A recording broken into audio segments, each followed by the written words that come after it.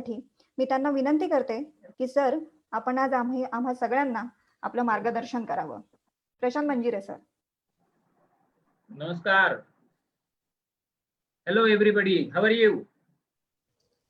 सगळे आपापले हात वर करू शकता. Hello everybody. आज सगळं प्रथम मी माननीय महासंचालक पार्टी पुणे श्री धम्मज्योती गजभिये सर, माननीय निबंधक श्री उमेश घुले सर, समतादूत विभाग प्रमुख श्री भाते sir, IT manager Shri Subodh Thorat sir, प्रकल्प अधिकारी श्रीमती प्रज्ञा कांबळे सूर्यवंशीताई, प्रकल्प अधिकारी आईटी विभाग तंत्रज्ञान प्रवीण मुंडे साहेब, प्रकल्प अधिकारी विशाखा सहारेताई साहेब आणि महाराष्ट्रातील पार्टीचे सर्व समतादूत, तुमच्या सगळ्यांचं मी मनपूर्वक खूप खूप स्वागत करतो आणि या कार्यक्रमाला तुमच्या सगळ्यांच्या परवानगीने मी आता सुरुवात करतो. आता आपण इथे स्ट्रेस आपल्याला आहे का नाही हा भाग वेगळा झाला, परंतु आपण समजा जर स्ट्रेस आला, आपण असं लक्षात घेऊया की आपल्याला स्ट्रेस नाही आणि जर आला तर त्याचा सामना आपण कसा करायचा आहे किंवा आपल्याला स्ट्रेसच्या साठी काय काय करावं लागणार, तर या सगळ्या गोष्टी आपण बघण्यासाठी, थोडक्यात बघण्यासाठी आपण इकडे आज जमा झालेलो आहोत. तर हा कार्यक्रम थोडासा हसत खेळत, थोडासा गंमत जम्मत करत आणि थोडासा माहिती रूपाने आपल्याला करता येईल अशा पद्धतीने मी याची मांडणी करण्याचा प्रयत्न केलाय. बघा, तुम्हाला कदाचित आवडेल ते. सगळ्यात अगोदर मी तुम्हाला एक छानपैकी गाणं म्हणून दाखवतो, कदाचित तुम्हाला आवडेल. गाणं सगळ्यांना आवडतं. आपल्याला थोडासा ताण आला की आपण गाणं म्हणतो, गुणगुणतो किंवा कुठलीही गोष्ट आपण केली की त्या गाण्याने आपल्याला थोडासा त्याच्यात आराम मिळतो. तर मी गाणं असं तुम्हाला म्हणून दाखवतो. बघा, आवडलं, मी कुठलीही गोष्ट तुम्हाला केली आणि ती तुम्हाला आवडली तर तुम्ही मला अंगठा दाखवू शकता. तुमची वेळोवेळी प्रतिक्रिया मला अंगठ्याने निश्चित कळेल. तुमच्या बरोबर मी व्यवस्थित स्वतःला कम्फर्टेबल करून राहील असा निश्चित प्रयत्न करेल. आता मी सुरुवात करतो. प्यार दीवाना होता है, मस्ताना होता है, हर खुशी से हर गम से बेगाना होता है. प्यार दीवाना होता है, मस्ताना होता है, हर खुशी से हर गम से बेगाना होता है. क्षमा कहे परवाने से परे चला जा,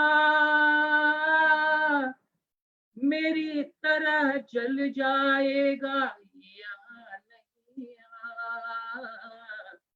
क्षमा कहे परवाने से परे चला जा, मेरी तरह जल जाएगा यहाँ नहीं आ. वो नहीं सुनता उसको जल जाना होता है, हर खुशी से हर गम से दीवाना होता है. प्यार दीवाना होता है, मस्ताना होता है, हर खुशी से हर गम से बेगाना होता है. रहे कोई 100 पर्दों में डरे शर्म से, नजर अजी लाख चुराए कोई कोई सनम से, रहे कोई 100 पर्दों में, डरे शर्म से,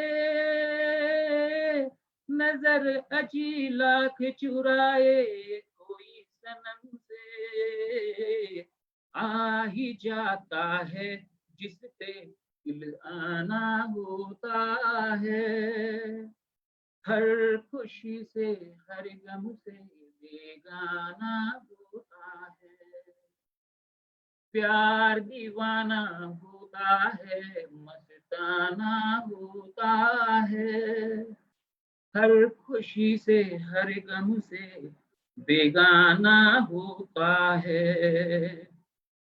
सुनो किसी शायर ने ये कहा बहुत खूब, मना करे दुनिया लेकिन मेरे महबूब,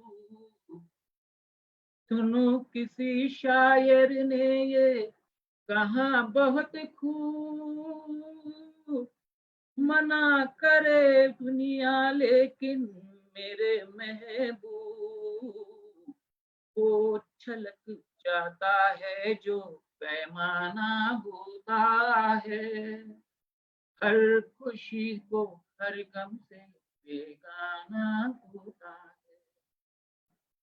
धन्यवाद. तुम्हाला सगळ्यांना आवडलं असेल कदाचित गाणं. गाणं कोणाला आवडत नाही असं होत नाही.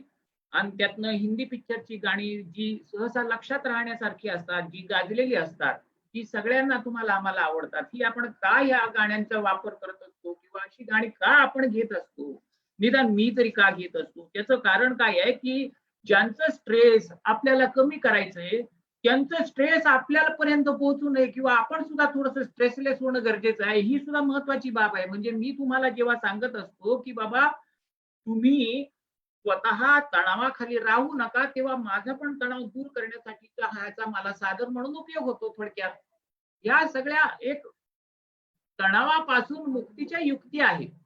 तर ही एक युक्ती आहे, ही तुम्ही पण लक्षात ठेवा. ही सगळ्यांना माहिती आहे. दिस इज ऑल ओपन सिक्रेट. बरं, आता महत्वाची गोष्ट अशी आहे की आज ताणतणाव विरहित कार्यप्रणाली आणि कार्यकौशल्य या आणि आनंदी जीवनाची यशस्वी गुरुकिल्ली अशा विषय देऊन मला आपण सगळ्यांनी इथे बोलवलं. त्याच्यामध्ये मी त्यांना 4-5 मुद्दे असे सुचवले होते की सहजानंद, जीवनानंद, कला, क्रीडा, शिक्षण आणि संस्कृती. आपल्याला ज्या वेळेला आपण आपलं जीवन जगत असतो ते इतकं सहजतेने जगत असतो, आपण ते सहज जगतो, पण आपल्याला असं वाटतं की आपण आहे ना ते किती कष्टाने जगतो वगैरे, अशा आपण खूप भ्रामक संकल्पनामध्ये आपण वावरत असतो. खरं आपल्याला टेन्शन असलं तरी आपोआप येतं, गेलं तरी आपोआप जातं. आपल्याला येणारं टेन्शन हे खरंच आपोआप येतं आणि आपोआप जातं. आपण त्याच्यासाठी काय करत असतो, फक्त आपण येणाऱ्या प्रत्येक गोष्टीकडे लक्ष देत असतो. जाणारी गोष्ट ही त्रासदायक असेल तर ती आठवणीत ठेवतो आणि गेली तरी त्याची आठवण काढून काढून काढून त्याच आठवणीत परत परत आपण रमत असतो. गरजच नाही. अरे ठीक आहे, दुःख माणसाला कुणाला आयुष्यात येत नाही, सगळ्यांना येतं. बरं, दुःख आलं नाही तर सुखाची किंमत आपल्याला कळेल का? तर नाही. आता रिसेंट उदाहरण सांगतो तुम्हाला. आपण सगळेजण मगाशी मला वाटतं प्रज्ञाताईंनी बऱ्याच गोष्टी 2-3 वाक्यातच सांगून मोकळ्या केल्या. त्या म्हणजे की त्यांनी इतकं सहज सांगून टाकलं की बाबा नाही, आपल्याला समजा एखादा आजार किंवा आपल्याला मानसिक ताणतणाव निर्माण झाला तर आपण डॉक्टरांकडे जातो आणि डॉक्टर आपल्याला काय सांगतात तेही त्यांनी आपल्याला सांगितलं. बरं, आता डॉक्टरांकडे जाणं आधी आपल्याला ताण येणं, ताण आला तर आपण डॉक्टरांकडे जाणं किंवा तब्येत बरी नसली तर डॉक्टरांकडे जाणं. आता कसं आहे माहितीये का, अगदी गमतीचा भाग याच्यामध्ये घ्यायचा म्हटलं ना, प्रॅक्टिकल तर ठीक आहे, माणसाला बरं नसलं की जावंच लागतं, त्याच्यात तुम्ही मी कुणी असू शकतो. माणसाला ताण आला तरी डॉक्टरकडे जावं लागतं, त्याच्यात सुद्धा तुम्ही मी कुणी असू शकतो. परंतु ही सगळी असं समजायचं की प्रत्येक गोष्टीकडे आपण सकारात्मक बघायचं, की हो बाबा मला डॉक्टरकडे जावं लागतंय ना, डॉक्टरला पण त्याचं कुटुंब चालवण्यासाठी आहे ना, आपण काहीतरी पीडा निर्माण करून घेतल्यासारखं झालं एक निमित्त. आपण त्याच्याकडे गेलो, आज त्याच्या घरचं पण जेवण झालं. किती सकारात्मक दृष्टीने आपण त्याच्याकडे पाहायचं.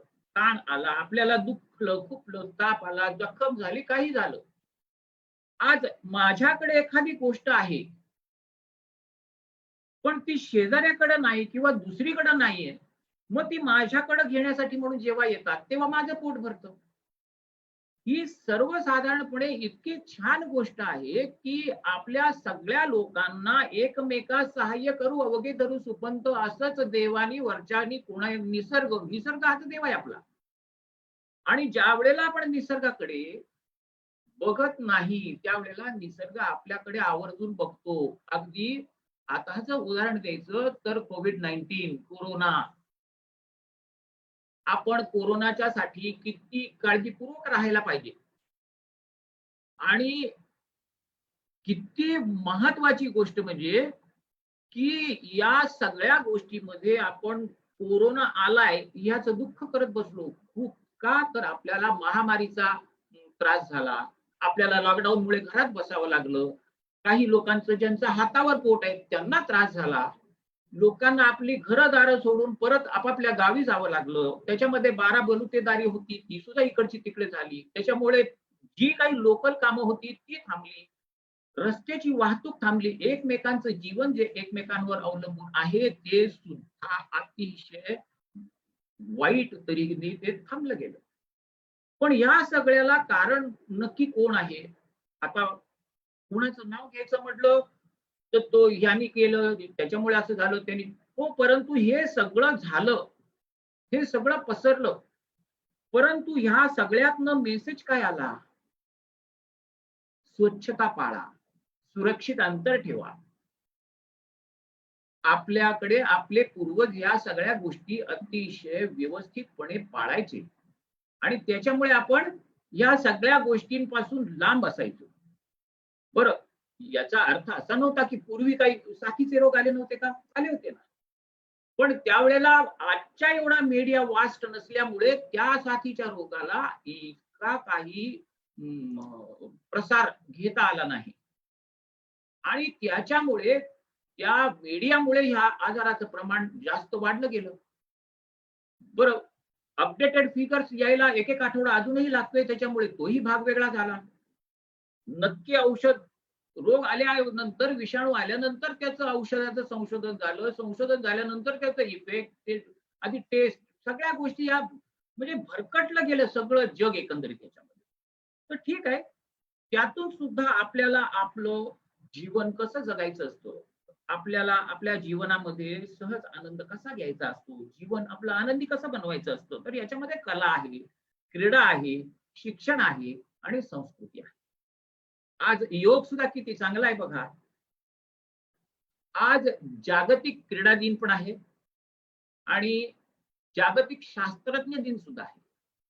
आणि अशा दिवशी तुम्ही सगळ्यांनी मला बोलवलं, हा सुद्धा किती एक दुग्ध शर्करा योग आहे, की हसत खेळत माणसाला जगता आलं पाहिजे. आणि हीच एक कला आहे. कसं आहे, की असं म्हणतात, काही काही लोक महाराष्ट्रातल्या लोकांना नावं ठेवतात, की बाबा महाराष्ट्रीयन लोक आहेत नाही, अशी आहेत, एकमेकांना म्हणजे महाराष्ट्रातली लोक, आपली लोक सुद्धा याच्यामध्ये कुठेही कमी नसतात. पण मग कदाचित असेल याच्यातनं पण आपण सकारात्मक घ्यायची. काही लोक म्हणतात नाही नाही आपलीच लोक आहेत नाही, आपले पाय ओढत असतात. बरं ठीक आहे, ओढतात, त्याच्यातून सकारात्मकता काय? तर त्याच्यातनं महाराष्ट्र हा कबड्डीत आज एक्सपर्ट म्हणून प्रदेश ओळखला जातो. आपल्यासारखं कबड्डी कोणीच खेळत नाही. महाराष्ट्र कबड्डीमध्ये 1 नंबर आहे.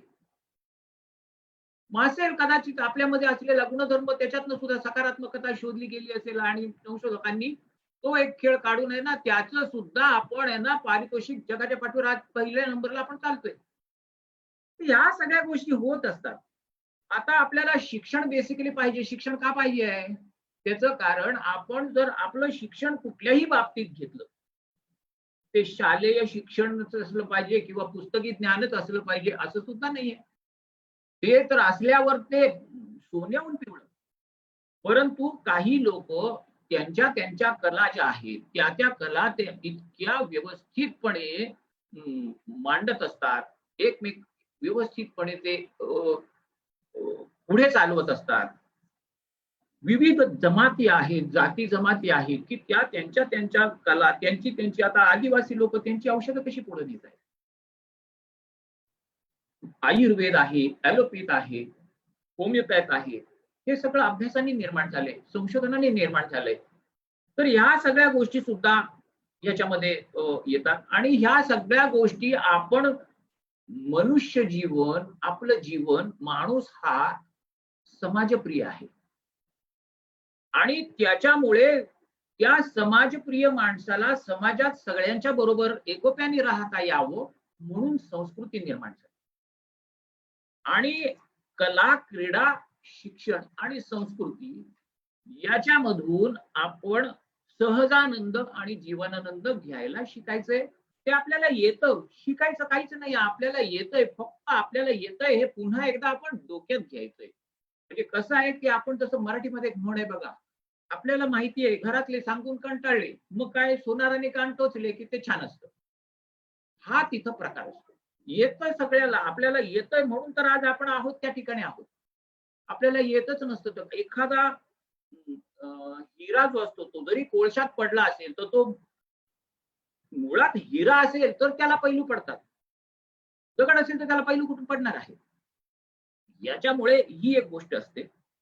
आता दुसरी एक गोष्ट अशी आहे की माणसाने मनवादी की बुद्धिवादी कशा पद्धतीने वागलं पाहिजे. आता माणसाकडे दोन्ही गोष्टी अवेलेबल आहेत.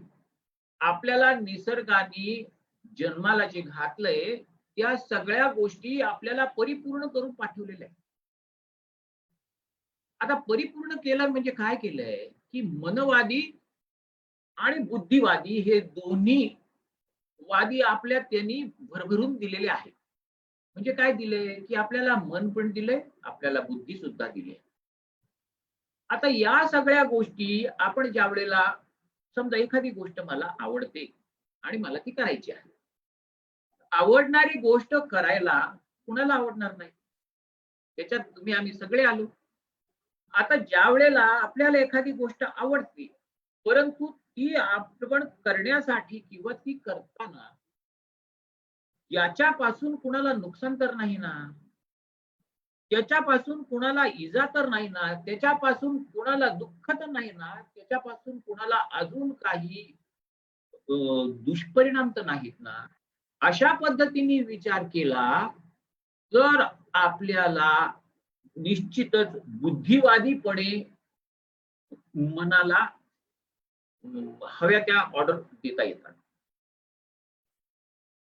मनाला ज्यांनी कंट्रोलमध्ये ठेवायला शिकला तो आयुष्यात खूप काही शिकला, त्याने जग जिंकलं. ज्याने मन जिंकलं त्याने जग जिंकलं, असं जे म्हणतात त्याचं कारण तेच आहे. आता गंमत सांगतो तुम्हाला, आता इतकं मार्केट वास्ट झालंय. आता एखाद्या ठिकाणी समजा आपण मल्टिप्लेक्स मध्ये गेलो किंवा मॉल मध्ये गेलो, प्रत्येक वेळेला प्रत्येक व्यक्तीला जेव्हा जेव्हा तिथं जातो गरज नसली तरी सुद्धा माणूस आज शिरल्यानंतर हे काय गोष्ट आली आहे नवीन, ती काय नवीन गोष्ट आली आहे, ह्याचं पॅकिंग काय आहे, त्याचं पॅकिंग काय आहे, अमुक काय, हे खाद्यपदार्थ हे काय आहे, कपडे अमुक काय, वेगवेगळे इलेक्ट्रॉनिक्स आयटम काहीही असो, मोबाईल हँडसेट असो, काही असो, खूप खूप वस्तू अशा असतात की ते घेण्याचा आपल्याला खूप हव्यास होतो. पण प्रत्येक वेळेला ते शक्य असतं का आपल्याला, तर नाही. मग अशा वेळेला आपल्याला मनाला आपल्याला पटतंय ना की बाबा आपल्याला आवडतंय पण आपल्याला हे घेणं आता शक्य नाही आणि आता जर घ्यायचं म्हटलं आणि आपल्याला त्याच्यातनं जर कर्ज करावं लागलं तर आपण काय करणार. म्हणजे आता एका मिनिटाच्या मजेसाठी आपण कर्जात बुडणार. मग अशा वेळेला आपल्याला आपल्या बुद्धीचा विचार करायला पाहिजे. बुद्धी आपल्याला काय सांगते की बाबा मला आवडतंय, ठीक आहे, मी आता हे बघून ठेवलंय, पण माझी बुद्धी सांगते आता घेऊ नको बरं का. परत नंतर तुझ्या खिशामध्ये जेव्हा 2 पैसे येतील त्यावेळेला ह्याचा विचार करू आपण. आणि सत्य गोष्ट आहे, बुद्धी आपल्याला खरं सांगते. मग याच्यामध्ये आपण मनालाही सांभाळतोय, बुद्धीचाही आधार घेतोय. त्याच्यामुळे आपल्याला येणारा ताण म्हणजे कर्ज न घेता आपण डिसिजन घेतलं, की आता हे घ्यायचं नाही, आपण ही गोष्ट बघून ठेवली आहे. म्हणजे येणारा ताण आपण वेळीच आहे त्या ठिकाणी थांबवला आणि अतिरिक्त ताण अशा पद्धतीने कमी केला. खूप आता कसं आहे, की काही वेगवेगळे वाद असतात बघा. एक नटवाद आहे, एक हटवाद आहे, एक खटवाद आहे आणि एक निर्विवाद. किती प्रकार आहेत बघा. अजून कितीतरी समतावाद आहे. पुष्कळ प्रकारचे वाद आहेत, की ज्याच्यातून आपल्याला प्रत्येक गोष्टी शिकता येतात. तर नटवाद जो आहे, हा नेमका आपल्याला काय प्रभाव पाडतो? नटवाद हा कोणाकडून आपल्याला ऐकायला मिळतो? तुम्ही आम्ही आता तेवढे सज्ञान आहोत. हटवाद हा आपल्याला कोणाकडून हटवाद हा आपल्याला एकतर आपल्याकडून जातो किंवा समोरच्याकडून आपल्याला येतो. कारण तो हटवाद असतो. आता नटवादानंतर हटवाद झाला. आता हटवादाच्या नंतर पुढे आला खटवाद. आता खटवाद म्हणजे हटवाद जर वाढला तर नक्कीच त्याची जागा खटवाद घेणार. मग खटवाद वाढला की त्याचे दुष्परिणाम जास्त होऊन ताणाला सुरुवात होणार.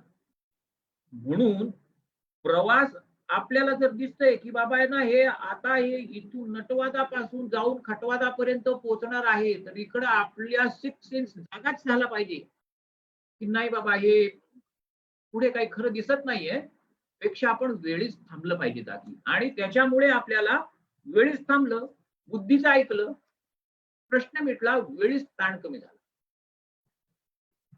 आणि जे निर्विवाद आहे ते सगळ्यांनी अवश्य करा. अनुभव घ्या. अनुभव माणसाचा खरा गुरु आहे. पण तो निर्विवाद असला पाहिजे. एकमेकाच्या सहमतीने असला पाहिजे, एकमेकांशी चर्चेतनं असला पाहिजे, एकमेकांच्या सहकार्याने असला पाहिजे, एकमेकांच्या साठी असला पाहिजे, तेव्हा तो निर्विवाद होऊ शकतो. तर या सगळ्या गोष्टी करत असताना आपल्याला काही काही तंत्र पाळावी लागतात. की ती तंत्र आहेत, ती म्हणजे आता कसं आहे माहिती आहे का, की हॅरिस पॉल यांच्या मते बऱ्याच व्यक्ती तणावाखाली जगत असतात. जवळजवळ निम्म्या व्यक्ती आठवड्यातून 1 ते 2 वेळा तरी मोठा ताण अनुभवत असतात. मग प्रत्यक्ष ताण अनुभवणे किंवा त्याला आपण काय म्हणतो, स्ट्रेन असं म्हणतो. प्रत्यक्ष जेव्हा ताण वाढला जातो त्याला आपण स्ट्रेन म्हणतो. तर हा ताण आहे ना, व्यक्तीच्या अनारोग्याचा सूचक असतो. आता व्यक्तीची अनारोग्यता किंवा या ताणाची कारण नक्की काय आहे? की ती बाह्य कारणं असतात, कधी अंतर्गत कारणं असतात, मनोसामाजिक कारणं असतात, जैव पर्यावरणीय कारणं असतात, व्यक्तिमत्व विषयक कारणं असतात आणि याशिवाय अजून याच्यामध्ये कारणं अशी आहेत की वेळेच्या नियोजनाचा अभाव. आपण ज्या वेळेला आपले दैनंदिन जीवन जगत असतो त्यावेळेला वेळेच्या नियोजनाचा अभाव म्हणजे टाइम मॅनेजमेंटचा जर अभाव असला तरी आपल्याला ताणतणाव निर्माण होऊ शकतो.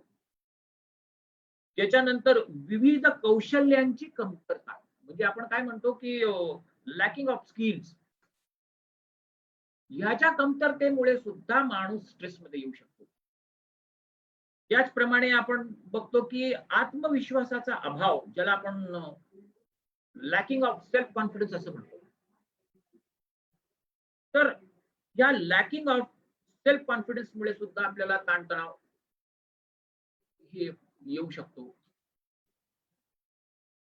त्याच्या व्यतिरिक्त नाविन्यपूर्ण कल्पनेचा जो अभाव असतो, म्हणजे आपण काय म्हणतो, lack of update knowledge. He lack of update knowledge ज्याला आपण म्हणतो, की नाविन्यपूर्ण कल्पनेचा अभाव, तो झाला लॅकिंग ऑफ अपडेट नॉलेज. त्याने सुद्धा ताण येऊ शकतो. आता अनपेक्षित प्रगतीत उपेक्षा. पुन्हा एकदा ऐका, अनपेक्षित प्रगतीमध्ये उपेक्षा म्हणजे काय? Unexpected failure in progress. याच्यामुळे सुद्धा स्ट्रेस निर्माण होतो. योग्य मार्गदर्शन योग्य वेळी न लाभणे हे सुद्धा एक कारण असतं.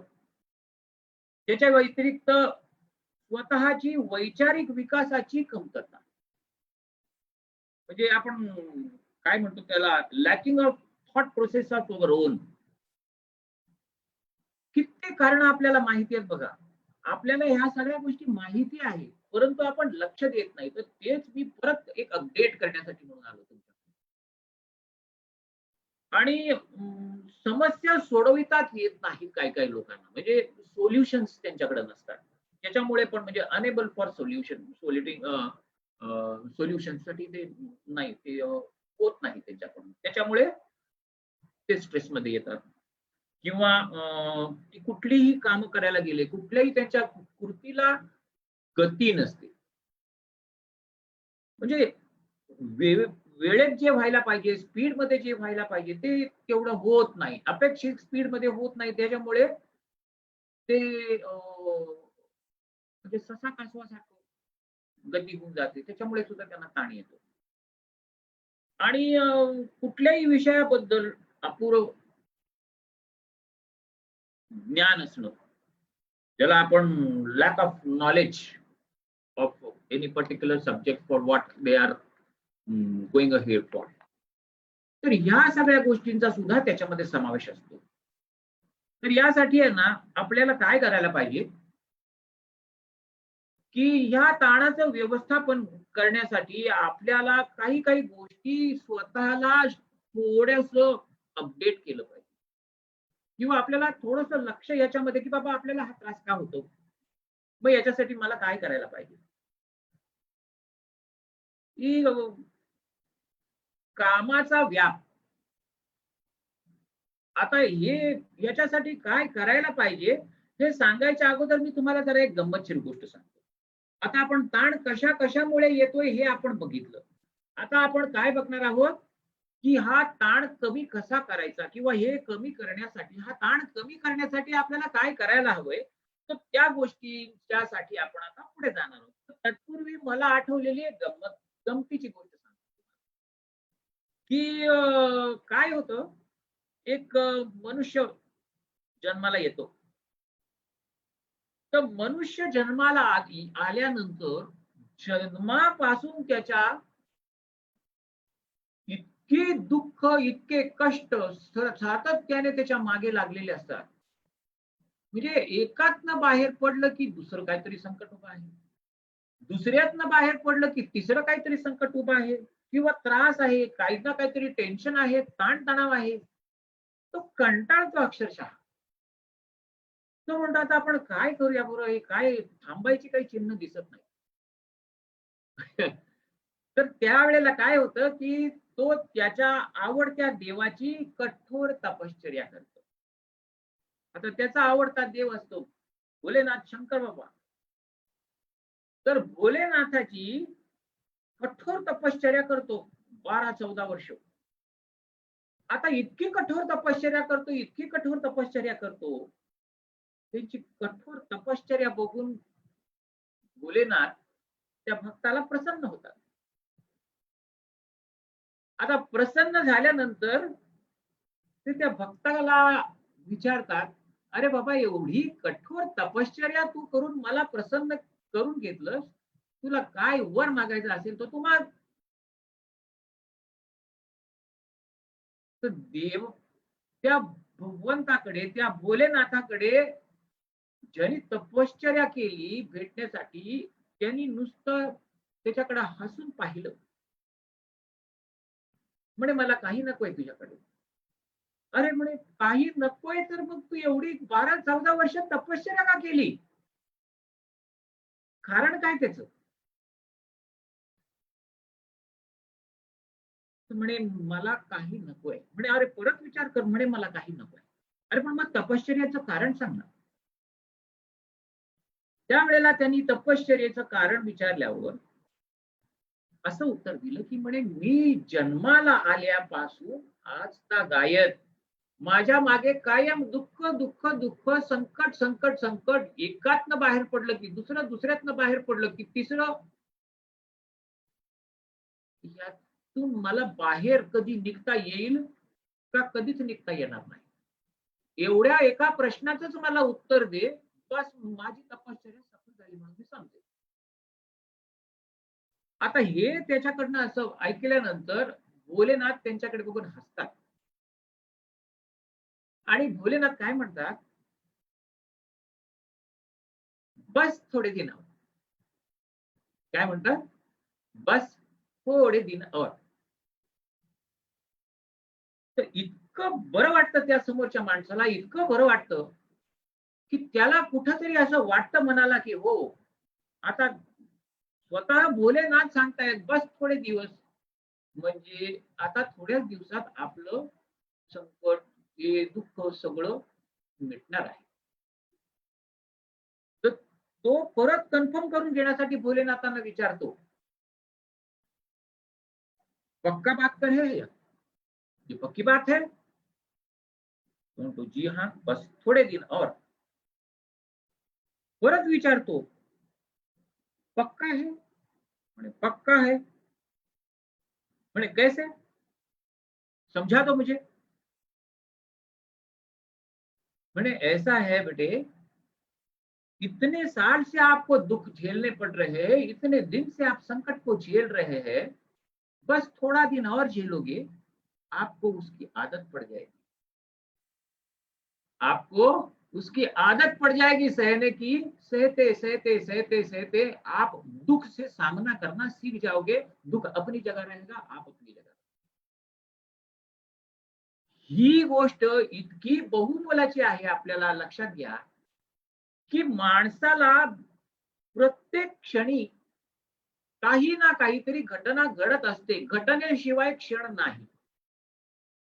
मग त्या घटनेचा चांगला वाईट कुठल्याही प्रकारे परिणाम हा असतोच, निश्चित आहे. मग अशा वेळेला आपल्याला आपल्या संकटातून आपल्याला ही जी आपण कारणं बघितली, आपल्याला ही संकट का आली किंवा संकट म्हणण्यापेक्षा ताण का आला, आणि मग ताण आला तर आपल्या या ताणातनं आपल्याला बाहेर निघायचं, तर याच्यासाठी आपल्याला काय काय करायचंय. मग सगळ्यात आधी आपल्याला काय करायचंय, की कामाचा व्याप लक्षात घेऊन आहे ना, कोणतं काम केव्हा करायचं ना याचं पूर्वनियोजन म्हणजे प्राधान्यक्रम अत्यावश्यक आहे. आणि जिथे आपलं लॅकिंग आहे असतं, माझं पण असतं, तुमचं पण असणार, अजून कोणाचं असणार. जगाच्या पाठीवर जो माणूस म्हणून जन्माला आलेला आहे, तो कुठे ना कुठेतरी लॅकिंग आहे. म्हणून तो माणूस आहे, आणि तो माणूस आहे म्हणूनच त्याच्या पुढे समस्या उभ्या राहतात, आणि समस्या उभ्या राहतात त्याच्यातनच अनुभव घेतो. पुढे शिकत शिकत आपली प्रगती करतो. माणसाकडे समस्या नसतील तर त्याच्याकडे समस्येतून सुटण्याचा मार्ग शोधणं हे घडू शकत नाही. म्हणून समस्या हे संशोधनाची जननी म्हटलं पाहिजे. तर ह्या समस्यांचा व्याप किती आहे ते लक्षात घेऊन त्याचं प्राधान्यक्रम आपण आहे ना तो बनवून त्याचं पूर्वनियोजन केलं पाहिजे, पहिली गोष्ट.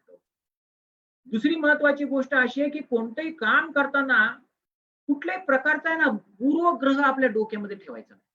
बऱ्याच जणांना सवय असते, एखादी गोष्ट आपण करायला घेतली की आहे ना, हे अरे बाबा हे मागच्या वेळेला हे असं झालं होतं बरं का, हे काम ह्याचं आहे किंवा हे काम यांचं आहे. मागच्या वेळेला आपल्याला असा अनुभव आला होता बरं का. ते पूर्वग्रह जे काही असतील ना, चांगले वाईट हे नाही. चांगल्या गोष्टी आपण आहे ना, कधी कधी जशा चांगल्या गोष्टी पण लक्षात ठेवतो, तसं वाईट गोष्टी जास्त प्रभावाने आपण लक्षात ठेवतो. मग त्याच्यामुळे काय होतं, की आपल्याला आपणच आपल्या पायासमोर आहे ना लक्ष्मण रेखा आखून घेतो. कुठलंही काम करताना आपल्याला काय करायला पाहिजे, की कुठल्याही कामाची सुरुवात करताना किंवा कोणतं पण काम करत असताना कुठल्याही प्रकारचा पूर्वग्रह आपल्याला मनामध्ये ठेवायचा. कुठलंही काम असो.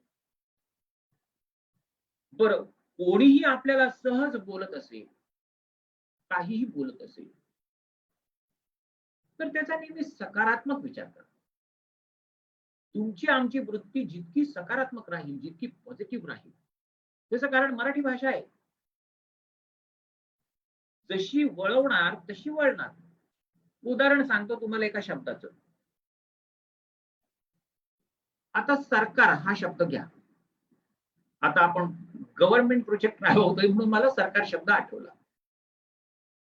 आता सरकार शब्द आपण कशा पद्धतीने उच्चारतो त्याच्यावर त्याचे अर्थ. गंमत बघा आता ह्या सरकार शब्दाची. Sir car sir car sir car sir car sir car काय झालं? सरकार सरकार सरकार याचा अर्थ आपण समोरच्याला रिस्पेक्ट देतो. पण आरे तुरीची भाषा पण येते का नाही? कुठे येते? बोलण्यामध्ये शब्दामध्ये विभक्ती झाली, अंतर पडलं. अंतर तेव्हा पडतं जेव्हा पूर्वग्रह असतात, किंवा अंतर तेव्हा पडतं जेव्हा विषयाचं अपूर्ण ज्ञान असतं. अंतर तेव्हा पडतं जेव्हा आपल्याला जे हवंय त्याची पद्धती माहिती नसते. आपल्याला प्रत्येक गोष्टीची प्रथा, प्रत्येक त्याचा अर्थ, त्याचं पूर्ण ज्ञान, या सगळ्या गोष्टी आपल्या जवळ असणं ही गरजेचं आहे. म्हणून कुठलाही बोलण्याचा सुद्धा आपण सकारात्मक पद्धतीने विचार केला पाहिजे. आपण स्वतः पण सकारात्मकच राहायला पाहिजे. बरं, आता कामं ही आपण ज्या वेळेला समजा ऑफिशियल कामं करतो, तर ऑफिशियल कामं काय, घरातली कामं काय, अजून कुठलीही कामं काय, जगाच्या पाठीवर एकटेपणाने कुठलं काम होऊ शकत नाही. ही गोष्ट तेव्हाच आहे. मग कामं करताना आपण काय करायला पाहिजे, की सगळ्यांच्या सहकार्याने ती कामं करायला पाहिजेत. सगळ्यांच्या सहकार्यातनं, चर्चेतनं निर्णय घेऊन करायला पाहिजे. तेव्हा त्या कामाला काहीतरी एक गती येते, काहीतरी एक वजन येतं, त्या कामाला काहीतरी एक रूप येतं, काहीतरी कामातनं चांगली निष्पत्ती होते. आता त्याच्याही पुढे जाऊन आहे ना, विनाकारण वादाला किंवा भांडण तांट्याला ना आपल्याला आमंत्रण द्यायचं नाही. काही काही लोकांना उगाचच येता जाता जसं वाऱ्याशी भांडणारी माणसं आपण म्हणतो ना, तशा पद्धतीच्या गोष्टी असतात. वाऱ्याशी भांडणारे लोक असतात, अक्षरशः वाऱ्याशी भांडणारे. तर याच्यासाठी आपल्याला ही सवय जर असेल, किंवा कुणाला अशी आपल्याला ही सवय असू नये आणि कुणाला अशी सवय जर असेल, तर आपण थोडस सेफ डिस्टन्स ठेवायचं. किंवा सेफ डिस्टन्स ठेवणं अशक्य असेल तर आपण स्वतः कुठंतरी त्याच्यातनं मार्ग काढायला शिकलं पाहिजे. तर निर्माण झालेल्या समस्या कुठल्याही असल्या तरी त्या वेळच्या वेळेत सोडवणं अत्यावश्यक आहे. आपण कुठलीही समस्या जर आपण विचार केला, की बाबा ही समस्या निर्माण झाली आहे, तर ही सोडवायला पाहिजे. जसं आपल्या घरातली वीज गेली, आपण ताबडतोब त्या वीज गेली घरातली तर ताबडतोब त्याच्यावर इलाज करतो का नाही? इलेक्ट्रिशियनला बोलवतो किंवा MSEB ला फोन करतो किंवा अजून काही करतो. परंतु आपण वेळेत ती वीज परत आणतो. समस्या वेळच्या वेळी सोडवली की आपल्याला लख्ख उजेड दिसतो, आपल्याला लख्ख प्रकाश दिसतो. अशाच सगळीकडे ह्या गोष्टी होत असतात. त्याच्यानंतरची गोष्ट अशी आहे, की आपल्या मनावर आणि भावनांवर नियंत्रण ठेवलं पाहिजे. प्रत्येकाने, तुम्ही आम्ही सगळ्यांनी आपल्या मनावर आणि भावनांवर दोन्हीवर आहे ना कटाक्षाने नियंत्रण ठेवायला पाहिजे. आता मन स्थिर ठेवून प्रत्येक गोष्टीबाबत चिंता आणि मनन करून ताण पूर्णपणे दूर ठेवता येतो आपल्याला. आता तुम्हाला अजून पुढच्या ह्याच्यामध्ये मी सांगतो.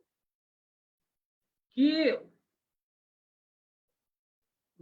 मी स्वतः सुद्धा काही काही गोष्टी बऱ्याच चांगल्या व्यक्तिमत्वांकडनं मी आत्मसात करत असतो. आणि काही काही गोष्टी खरंच काही काही लोकांकडे इतक्या छान असतात. म्हणजे त्यांच्याकडं वाचन कौशल्य छान असतं. त्यांच्याकडे बुद्धी कौशल्य चांगलं असतं. स्किल त्यांच्याकडे चांगलं असतं. वाचन कौशल्य जसं आहे, लेखन कौशल्य चांगलं असतं. श्रवण कौशल्य चांगलं असतं. अशा काही लोकांमधून ज्यावेळेला मी काही शिकतो, त्यावेळेला मला सुद्धा काही गोष्टी कधी माहिती असल्या तरी सुद्धा त्या परत रिमाइंड होतात आणि त्यांच्याकडून मी सुद्धा काही काही गोष्टी शिकतो. त्याच्यामध्ये मी एक नाव तुमच्याकडे आवर्जून घेतो. त्यांचं नाव आहे अनुराधा टल्लू. श्रीमती अनुराधा टल्लू. त्या ज्येष्ठ समाजसेविका आहेत खरं म्हटलं तर. त्या कॉमर्स मधून त्यांनी पण पोस्ट ग्रॅज्युएशन केलेलं आहे, लॉ केलेलं आहे. एनजीओ चालवतात. त्यांच्या 2 एनजीओ पण आहेत. जागृती महिला बाल कल्याण संस्था आणि Ambadas Tallu foundation. Health education environment मध्ये ते काम करतात. महिलांच्या सक्षमीकरणासाठी, मुलांच्या शिक्षणासाठी किंवा जे मोलमजुरी करणारी जी लोक आहेत त्यांना समाजाच्या मुख्य प्रवाहात आणण्यासाठी त्यांची टीम काम करते.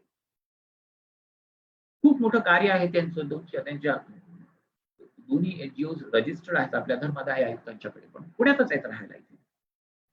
अनुराधा टल्लू त्यांचं नाव, श्रीमती अनुराधा टल्लू. तर त्यांनी सुद्धा आहे ना मला काही काही पॉइंट्स मी त्यांना सांगितले होते आपला कार्यक्रम सुरू व्हायच्या आधी की मला ऍडिशनल तुमच्याकडून सुद्धा आहे ना मला जे काही पॉइंट्स त्यांना देता येतील. कारण मी त्यांना म्हटलं होतं की आज आपल्याकडे जे काही लोक आहेत हे समता दूत आहेत की जे सरकारच्या दृष्टीने सरकारच्या मार्फत सरकारच्या ज्या योजना आहेत आपल्या युवकांसाठी, सुशिक्षित तरुणांसाठी किंवा जे कोणी वेगवेगळ्या कलांनी त्यांच्या हातामध्ये असलेल्या वेगवेगळ्या ट्रेडनी आपापली पोटं भरतात, या सगळ्यांच्या पर्यंत सरकारच्या पार्टीच्या Babasaheb Ambedkar research training institute तर त्यांच्या ज्या काही स्कीम्स आहेत तर अशा लोकांसाठी जी समता दूत छटतात त्यांच्यासाठी कार्यक्रम. तर त्यांनी त्या प्रभावित झाल्या आणि त्यांनी काय सांगितलं, त्यांनी मला मेसेज पाठवला तो मी तुम्हाला सांगतो.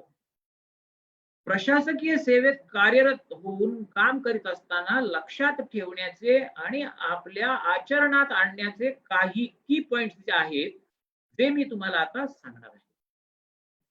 याचा उपयोग तुम्हाला तुमच्या कामाच्या ठिकाणीच नाही तर कुठल्याही क्षेत्रात काम करीत असताना होणार आहे आणि ते की पॉइंट्स म्हणजे 5C आहेत. हे मोठ्या कॉर्पोरेट क्षेत्रात सुद्धा या 5 कीजचा उपयोग होतो असं त्यांनी मला आवर्जून सांगितलं. तर हे 5C कुठले आहेत हे आपण पण जाणून घेऊया, आपल्यालाही त्याचा उपयोग होईल. तर 5C चे जे स्किल्स आहेत त्यातला पहिला सी जो आहे तो कम्युनिकेशनचा आहे. या कम्युनिकेशनच्या स्किल मध्ये परस्परांशी संवाद साधण्याचं कौशल्य अंतर्भूत आहे. बघा किती छान आहे. 5 की पॉइंट्स त्यांनी सांगितले स्किल डेव्हलपमेंटचे. त्याच्यात त्या 5 की पॉइंटचे 5C पासून सुरुवात होणाऱ्या की पॉइंट्सची त्यांनी किती छान पद्धतीने विश्लेषण आणि विवेचन करून दिलंय मला की पहिला सी कम्युनिकेशन, यामध्ये परस्परांशी संवाद साधण्याचं कौशल्य अंतर्भूत आहे. दुसरा आहे कोऑर्डिनेशन. पहिलं काय आहे, मला वाटतं तुम्हाला कोणाला जर आवश्यकता वाटत असेल तर तुम्ही त्या गोष्टी लिहून घेऊ शकता. मला वाटतं हे नंतर परत युट्यूबला रिले होणार आहे वाटतं हा कार्यक्रम संपल्यानंतर. कारण काही वेळेला आपण महत्वाची माहिती ऐकत असतो की आपण ऐकतो म्हणजे असं व्हायला नको की बाबा आपण एकीकडून ऐकतोय आपल्याकडे कधी दुर्लक्ष झालं तर आपल्याला मिसिंग झाली एखादी गोष्ट, तर ते ही एक चांगली गोष्ट आहे तुमच्याकडनं. युट्यूबला आहे, पण आता मला वाटतं आता फेसबुकला लाईव्ह आहे बाकीच्या, राईट? आणि आता युट्यूबला सुद्धा संध्याकाळी 6 वाजता आजच आहे. तर हे तेव्हा परत रिपीट होईल. तरी सुद्धा तुम्हाला आता सुद्धा जर काही लिहून घ्यायचं वाटत असेल तर निश्चित लिहून घ्या. याचा तुम्हाला निश्चित फायदा होईल. तर पहिला 5 सी जे सांगतंय स्किल्सची, त्यातला पहिला कम्युनिकेशन, की बाबा यामध्ये परस्परांशी संवाद साधण्याचं कौशल्य अंतर्भूत आहे. दुसरी गोष्ट आहे कोऑर्डिनेशन. याच्यामध्ये आता कोऑर्डिनेशन कोणामध्ये असतं? 2 पक्षांमध्ये कोऑर्डिनेशन असतं. मग 2 पक्षांमध्ये कोऑर्डिनेशन म्हणजे काय? तर एकमेकांमधला दुवा साध्य करणे. एकमेकांमधला दुवा, आपल्या हाताखाली काम करणारे कनिष्ठ वर्ग असतो किंवा आपल्यापेक्षा वरिष्ठ पदावर काम करणारे ज्येष्ठ वर्ग असो, यांच्यामध्ये दुवा साधण्याचं काम, स्किल हे आत्मसात करून घ्यायचं, याला कोऑर्डिनेशन स्किल असं म्हटलं जातं. आणि अनेक गोष्टी याच्यामुळे साध्य होतात, जे योग्य पद्धतीने कोऑर्डिनेशन झालं की मग काम करायला पण सोपं जातं. ताण राहत नाही थोडक्यात. आता महत्वाची गोष्ट, की हे सगळं करत असताना याच्यामध्ये कन्सिस्टन्सी हवी. प्रत्येक गोष्टीची कन्सिस्टन्सी हवी कुठलंही काम करत असताना. म्हणजे काय हवंय? सातत्यता पाहिजे त्याच्यामध्ये. प्रत्येक गोष्टीमध्ये सातत्य पाहिजे. म्हणजे आपण एखादी गोष्ट करत असताना आपल्या कामात किंवा आपल्यावर देण्यात येणाऱ्या जबाबदारीच्या कामामध्ये सातत्य असायला हवं, म्हणजे कन्सिस्टन्सी असायला हवी. म्हणजे त्या कामाचं इम्प्लिमेंटेशन खूप छान होतं आपल्याला. योग्य ती परिणामकारकता सुद्धा, म्हणजे त्याचा प्रोग्रेस सुद्धा वाढायला मदत होते. आता याच बरोबर हे सगळं करत असताना महत्वाची बाब काय लागणार आहे आपल्याला? तर याच्यामध्ये महत्वाची बाब म्हणजे कुठलंही काम करताना आपलं मन तिथं एकाग्र झालं पाहिजे. कॉन्सन्ट्रेशन. कुठलंही काम आपण जितकं एकाग्रतेने करू, तितकी त्याला जास्त धार येते. याच्यासाठी आपल्याला अर्जुनाचं उदाहरण सगळ्यांना माहिती आहे. ते मी परत नव्याने सांगण्याची निश्चितच आवश्यकता नाही. पण उदाहरणादाखल तुम्हाला मी, की बाबा एकाग्रता असली माणसाची कुठल्याही कामामध्ये, तर अर्जुनासारखी सफलता मिळते. आणि त्या कामाच्या बाबतीत असलेली एकाग्रता ही खूप महत्वाची आहे, कारण त्याने आपल्या कामावर असलेल्या जबाबदारीवर, आपल्याला दिलेलं काम, दिलेली जबाबदारी, याच्यावर आपल्याला ना सक्सेसफुली आपण फोकस करू शकतो. आणि हे फार महत्वाचं आहे. कारण आपण एखाद्या कामाकडे लक्ष दिलं नाही, त्याच्यामध्ये लक्ष व्यवस्थित आपल्याकडनं पुरवलं गेलं नाही, तर मग त्या कामामध्ये डिस्टर्बन्स निर्माण होतो. मग काम नाही झालं की स्ट्रेस निर्माण होतो. मग स्ट्रेस झाला की माणूस ताणाखाली येतो. मग ही सगळी प्रोसेस सुरू राहते. तर just to avoid all this things, 5 सी ऍडिशनल उपयोगी येतात. आता याच्यातला 5वा सी म्हणजे, आता मी हे पण सांगितलं की तुम्हाला कॉन्सन्ट्रेशन पण पाहिजे.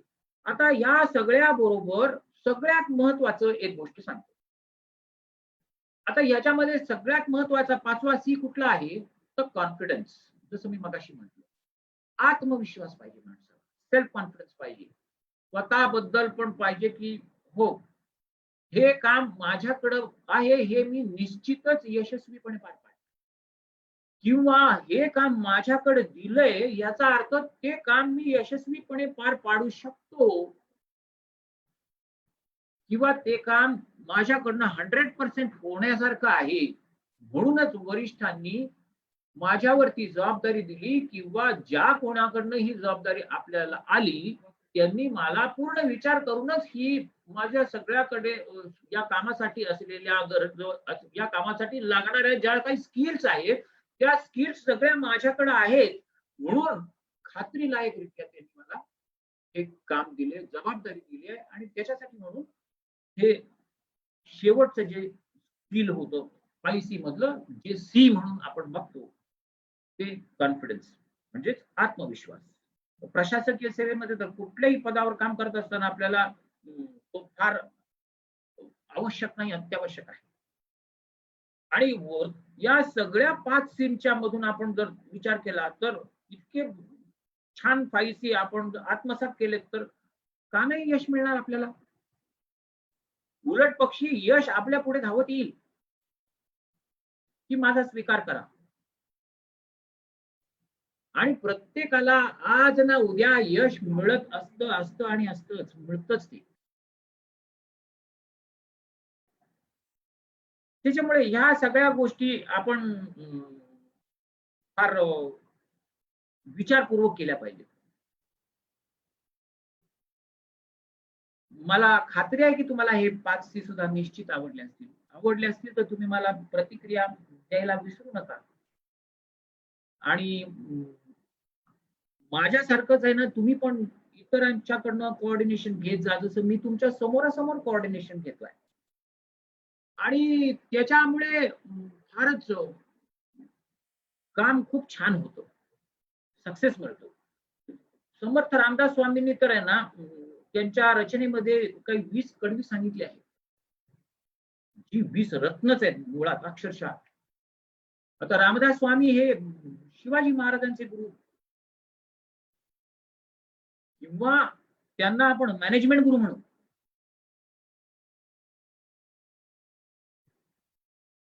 त्यांनी जी 20 कडवी सांगितली आहेत ना, त्या 20 कडवी म्हणजे 20 रत्न आहेत जवळपास. तुम्हाला मी सांगतो कुठली ती. अति कोपता कार्य जाते लयाला. ऐका नीट, खूपच छान आहे ती आणि इतकी सुंदर आहेत ना, ती तुम्हाला आवडेल आणि इतकं शुद्ध मराठीत आहे, इतक्या सोप्या भाषेत आहे, निश्चित आवडेल बघा तुम्हाला. आणि तुम्ही जसं जसं हे ऐकत जाल ना, 20 कडवी किंवा 20 रत्न, इतकी तुम्ही याच्यामध्ये विलीन व्हाल. आणि हे सगळं या स्ट्रेस मॅनेजमेंटच्याच बद्दलचं आहे, सगळं मॅनेजमेंट स्किल बद्दलच आहे. याच्या एकही शब्द, एकही वाक्य इकडचं तिकडचं अजिबात बाहेर नाही. आणि म्हणून आपण या कार्यक्रमामध्ये याचं प्रेझेंटेशन करतोय की अति कोपता कार्य जाते लयाला, अति नम्रता पात्र होते भयाला. अति कोपता कार्य जाते लयाला, अति नम्रता पात्र होते भयाला, अति कामते कोणतेही नसावे, प्रमाणामध्ये सर्व काही असावे. अति लोभवाणी जना नित्य लाज. अति लोभवाणी जना नित्य लाज, अति त्याग तो रोकडा मृत्यू आज. सदा तृप्त नेमस्त सर्व दिसावे, सदा तृप्त नेमस्त सर्व दिसावे, प्रमाणामध्ये सर्व काही असावे. अति मोह हा दुःख शोकास मूळ. अति मोह हा दुःख शोकास मूळ, अति काळजी टाकणे हेही खूळ. अति काळजी टाकणे हेही खूळ, सदा चित्त ते सद्विचारे कसावे. सदा चित्त ते सद्विचारे कसावे, प्रमाणामध्ये सर्व काही असावे. अति ज्ञान अभ्यासल्या क्षीण काया. अति ज्ञान अभ्यासल्या क्षीण काया, अति खेळणे हा भिकेचाच पाया. न कष्ट विणे त्वा रिकामे बसावे, प्रमाणामध्ये सर्व काही असावे. अति दान तेही प्रपंचात छिद्र.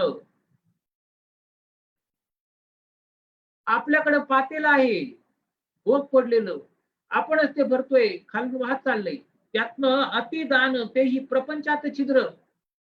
अतिहीन कार्पण्य मोठी दरिद्र. बरे कोणते ते मनाला पुसावे, प्रमाणामध्ये सर्व काही असावे.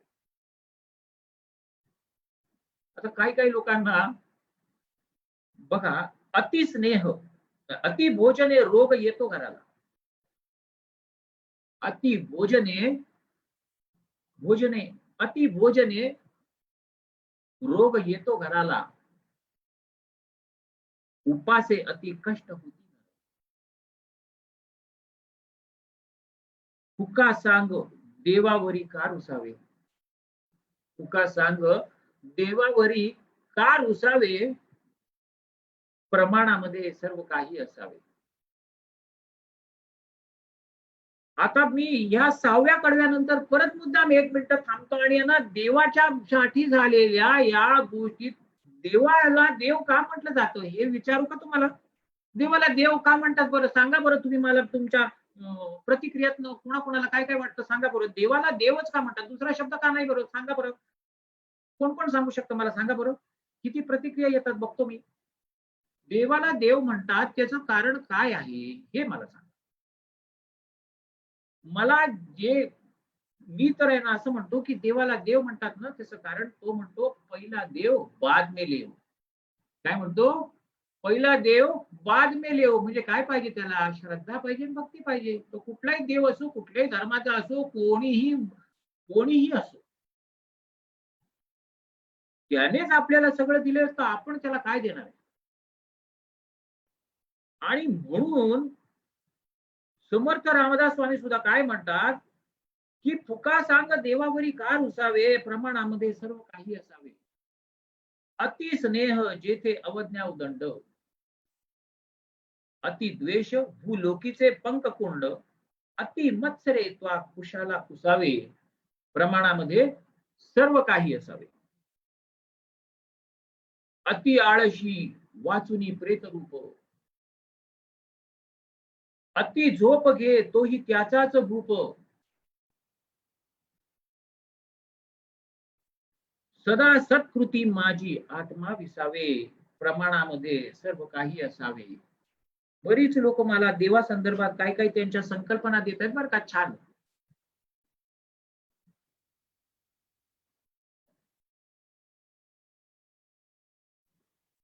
आणि बघा आता जे मी वाचतोय ते सुद्धा कोणाकडे तरी आहे हे पण सांगतायत किती छान आहे बघा.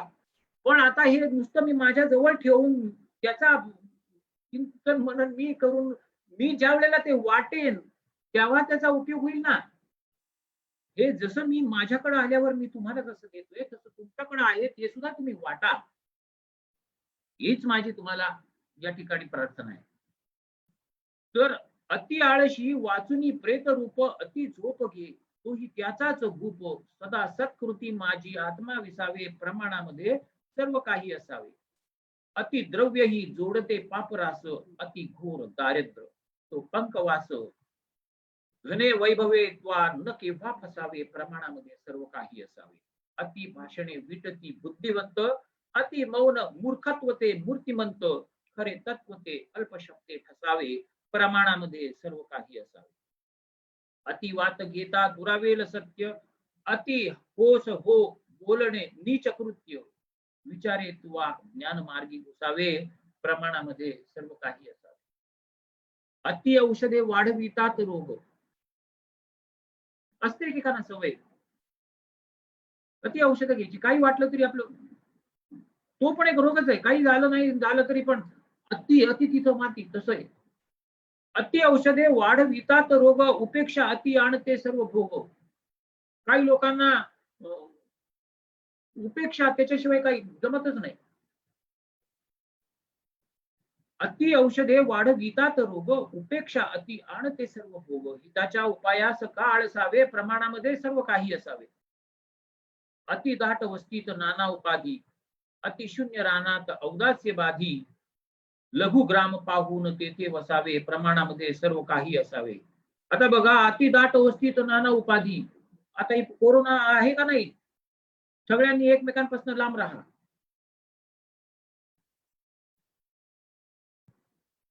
किंवा पुष्कळ गोष्टी आहेत ना ह्याच्यामध्ये बघा. आता अति शोक तो देत असे दुःख वृद्धी, अति मान तो हर्ष तोही क्षुद्र बुद्धी,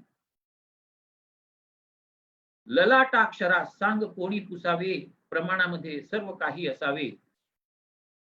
अतिभूषणे मार्ग तो संकटांचा, अति थाट तो वेश होतो नटाचा, राहावे असे की न कोणी हसावे, प्रमाणामध्ये सर्व काही असावे.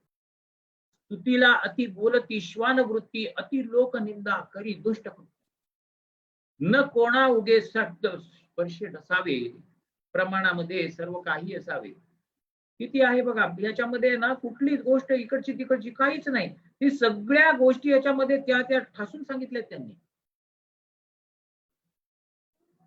अति भांडणे नाश तो यादवांचा, हटाने अति वंश ना कौरवांचा, कराया अति हे न कोणी वसावे, प्रमाणामध्ये सर्व काही असावे. अति गोड खाणे जसे रोज इष्ट, कदन्य अति सेवणे हे कनिष्ठ, असोनी गहू व्यर्थ खावे न सावे, प्रमाणामध्ये सर्व काही असावे. जुन्याचे अति फक्त ते हटवादी, नव्याचे अति लाडके शुद्ध नादी, खरे सार शोधोनिया नित्य घ्यावे, प्रमाणामध्ये सर्व काही असावे. सदा पद्य धोकोनिया क्षीण येतो, सदा गद्य वाचोनिया त्रास होतो, कधी ते कधी हेही वाचित जावे, प्रमाणामध्ये सर्व काही असावे. समर्थ रामदास स्वामी किती छान त्यांनी आहे ना, इतक्या काही काही गोष्टी सांगितल्यात, इतक्या खूप म्हणजे त्यांच्याकडचं प्रत्येक गोष्ट त्यांच्याकडे आहे ना, इट्स सॉर्ट ऑफ मॅनेजमेंट. त्यांची इतकी छान छान गोष्टी आपल्याला सगळ्यांना ज्ञात आहेत म्हणा. तर आता मानसिक जी तणावयुक्त असतात आणि जे मानसिक तणावमुक्त असतात, जे तणावाने युक्त असतात आणि जे तणावाने मुक्त असतात, तर तणावाने युक्त असणाऱ्यांची काय कारण आहेत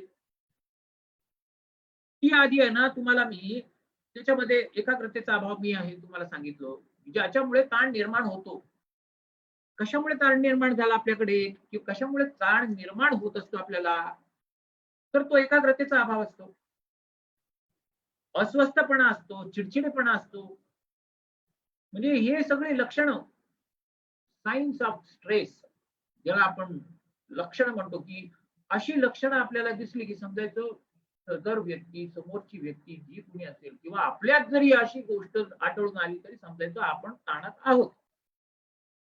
मग अशा वेळेला कुठल्या गोष्टी आपल्याला लक्षात घ्यायच्या आहेत, तर मग आपल्याला जर असे अनुभव आले आपल्या स्वतःबद्दल किंवा समोरच्याकडून कुठेही आपल्याला जर जाणवले, काय जाणवतात ते, एकाग्रतेचा अभाव दिसला, अस्वस्थपणा, चिडचिडेपणा, खोटं बोलण्याची सवय, मानसिक किंवा मनोशारीरिक व्याधी, त्याच्यानंतर डोकेदुखी, छातीत धडधडणं, चक्कर येणं, अस्वस्थ वाटणं, भूक न लागणं आणि सतत चिंताग्रस्त राहणं, या गोष्टी ज्याच्याकडे लक्षात येत आहेत असं वाटतंय किंवा आपल्याला वाटतंय की नाही माझ्याकडे पण आहेत त्या, मी सुद्धा ही गोष्ट लक्षात ठेवली पाहिजे, ज्याच्याकडे आहेत त्यांनी ही गोष्ट लक्षात घेतली पाहिजे की बाबा हे सगळं आपण ताणात असल्याच्या सायन्स आहेत, तेव्हा आपण याच्याकडे ताबडतोबीने लक्ष देणं गरजेचं आहे. आता ताणात जे लोक नाहीत किंवा जे तणावमुक्त आहेत अशा लोकांची लक्षणं कुठली आहेत किंवा हे तणावमुक्त का किंवा कसे राहू शकतात, तर त्याची पण कारण आहेत. ती कारण काय आहे, त्यांचं मानसिक आरोग्य उत्तम आहे, त्यांचं शारीरिक आरोग्य उत्तम आहे, त्यांच्या भावनिक स्वास्थ्य उत्तम आहे, चिंता, काळजी, भीती याच्यावर त्यांचं नियंत्रण आहे, ते स्वतः स्टेबल आहेत, अस्वस्थ नाही. काही लोक भयंकर अस्वस्थ असतात, तो अस्वस्थपणा ज्यांच्याकडे नाही, स्टेबल आहेत अशी लोक एक आनंदी असतात, तणावमुक्त असतात. ज्यांच्याकडे सेल्फ कॉन्फिडन्सची कमी नाही, कोणीतरी माझ्या समोर रिप्लाय दिलाय की वैयक्तिक न्यूनगंडामुळे सुद्धा ताण येतो. खरंच आहे, किती छान. बघा तुम्हाला सुद्धा, म्हणजे मी मगाशीच सांगितलं, तुम्हाला सुद्धा याच्यात सगळं कळतंय, मला सुद्धा दिसतंय की तुम्ही तितकं ज्ञान आहे तुमच्याकडे, पण आपल्याला या गोष्टी अजूनही थोडस बूस्टर मिळण्यासाठी म्हणून, त्या लक्षात येण्यासाठी म्हणून आपण हा कार्यक्रम करतोय. आणि तुम्ही मला जी साथ देताय, प्रतिक्रिया देऊन, ते खूप छान वाटतंय मला. तर मानसिक आरोग्य उत्तम, शारीरिक आरोग्य उत्तम, भावनिक स्वास्थ्य उत्तम, चिंता, काळजी, भीती, त्याच्या व्यतिरिक्त त्याच्यावर नियंत्रण, अस्वस्थता अजिबात नाही, म्हणजे स्टॅबिलिटी ज्याच्याकडे आहे, ती जी लोक आहेत, आत्मविश्वासात वाढ ज्यांची आहे ती जी लोक आहेत, आत्मप्रतिष्ठेचा सुधार जो आहे ती जी लोक आहेत, त्याच्यानंतर स्वतःची जाणीव मी नक्की कोण, ही जाण ज्याच्याकडे आहे, वर्तमानात सुधारणा, एकाग्रतेमध्ये वाढ किंवा आकलन क्षमतेमध्ये, अध्ययनामध्ये सुधारणा आहे किंवा स्वतःमध्ये सर्जनशीलता आहे, अशी लोक ही तणावमुक्त असतात. ह्या गोष्टी आपल्याकडे सुद्धा सहज साध्य आहेत, उपलब्ध आहेत. फक्त आपण त्याचा अवलंब करणं, त्याच्याकडे लक्ष देणं आणि ह्या सगळ्या गोष्टी आपण आपल्या परीने शक्य तितक्या सक्सेसफुली आपण गोष्ट सक्सेसफुली या सगळ्या गोष्टी आपण जर केल्या, अवलंबल्या, तर आपण सुद्धा निश्चितच तणावमुक्त राहणार आहे. तर ताणतणावाचं आहे ना व्यवस्थापन अत्यावश्यक आहे. याच्यामध्ये आपल्याला काय करायला लागतं व्यवस्थापन तंत्रामध्ये, की या व्यवस्थापन तंत्रामध्ये सगळ्यात महत्वाची गोष्ट की आपल्याला आपल्या भावना, इच्छा, आकांक्षा नियंत्रित करायला पाहिजे, की ज्याच्यामुळे ना ताण कमी होण्यास मदत होते. ताणाचं व्यवस्थापन करताना कोणीतरी मला समोर लिहिलंय, नशिबाची साथ नसणे व प्रयत्नाला यश न येणे. मग हीच तर कारण सांगतोय की नशिबाची साथ नाही असं आपण म्हणतो. मग आता बरोबर तुम्ही ना, मी तुम्हाला तेच सांगतोय की व्यवस्थापनाचं तंत्र पाहिजे आपल्याला. मानसिक ताणतणावाच्या व्यवस्थापनाचं तंत्र पाहिजे. ते काय आहे की बाबा आपल्या भावना, इच्छा, आकांक्षा नियंत्रित करा. मी सगळ्यात पहिल्यांदा तुम्हाला सांगितलं मनोवादी आणि बुद्धिवादी. मन आपल्याला जे आपण अपेक्षा ठेवतो त्या वाजवी आहेत का नाही आहेत याचा पण तपास करून पाहायला पाहिजे का नको. आपण काय करतो की आपण ज्या अपेक्षा ठेवतो त्या वाजवी असतील तर त्याची निश्चित पूर्तता होते, पण त्या अवाजवी असतील तर कधी कधी पूर्ण होऊ शकत नाही. मग अशा वेळेला ताण निर्माण होतो. त्याला आपण काय म्हणतो, नशीब. किती सोपा शब्द आपण काढलाय त्याच्यामध्ये. सगळं नशिबावर देतो सोडून. नशीब आपलं आपणच असतो, आपणच ते निर्माण करायचं असतं. ज्यांनी ज्यांनी कठोर परिश्रम केले तेच आज अतिउच्च शिखरावर पोहोचले आहेत आपापल्या क्षेत्रामध्ये. तर व्यवस्थापन तंत्रामध्ये आपल्याला भावना, इच्छा, आकांक्षा या नियंत्रित करायला पाहिजे सगळ्यात आधी. त्याच्यामुळे ताण कमी व्हायला निश्चित मदत होणार आहे. आता सभोवतालची परिस्थिती सुद्धा बदलायला शिकलं पाहिजे आपल्याला. आता सभोवतालची परिस्थिती आपण बदलायची म्हणजे नेमकं काय करायचं. आपल्याला सभोवतालची परिस्थिती बदलता यायला पाहिजे. म्हणजे काय की आपण आहे ना, समोर एखादी व्यक्ती असेल किंवा कोणीही कुठलीही गोष्ट घडत असेल तर परिस्थिती बदलायची म्हणजे सगळ्यात आधी आपल्या अंगी आहे ना काय पाहिजे, निर्भीडपणा पाहिजे. माणूस खमका पाहिजे, निर्भीडपणा पाहिजे आणि माघार घेण्याची सुद्धा तयारी पाहिजे तेवढीच. की बाबा ही आता हे समोर जे दिसतंय हे आता मी जर या गोष्टीत पुढे गेलो तर कदाचित त्याच्यातून काहीतरी वेगळंच विकृत निर्माण होऊ शकतो, दुष्परिणाम निर्माण होऊ शकतात, ज्याचा त्रास कोणालाही कशाही पद्धतीने भोगावा लागू शकतो. या पद्धतीने बुद्धिवादी म्हणजे मन करतंय पण बुद्धी सांगते नाही, आत्ता ही वेळ की नाही.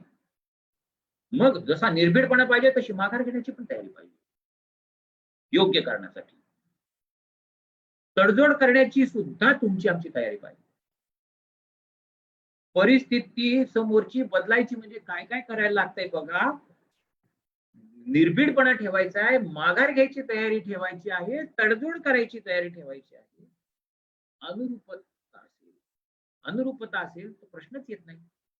वाटाघाटी सुद्धा करण्याची आपली तयारी पाहिजे. वाटाघाटीतून सुद्धा मार्ग निघू शकतो. या सगळ्या गोष्टीतून आपण समोरची परिस्थिती हाताळायला किंवा बदलायला सहज शक्य करू शकतो. आता आधुनिक जीवनशैली जी आहे आपली, आजकाल आपण जे बघतो ताणतणाव निर्माण होतात आपल्या जीवनशैलीशी जे संबंधित असतात ते. तर हे जे ताणतणाव मुक्त जीवन जगण्यासाठी म्हणून आपल्याला कुठल्या गोष्टींचा उपयोग केलं तर फायद्याचे ठरेल ते पण बघूया ना. तर ह्या सगळ्या गोष्टी बघत असताना माझं तुम्हाला अजून एक असं सांगणं आहे की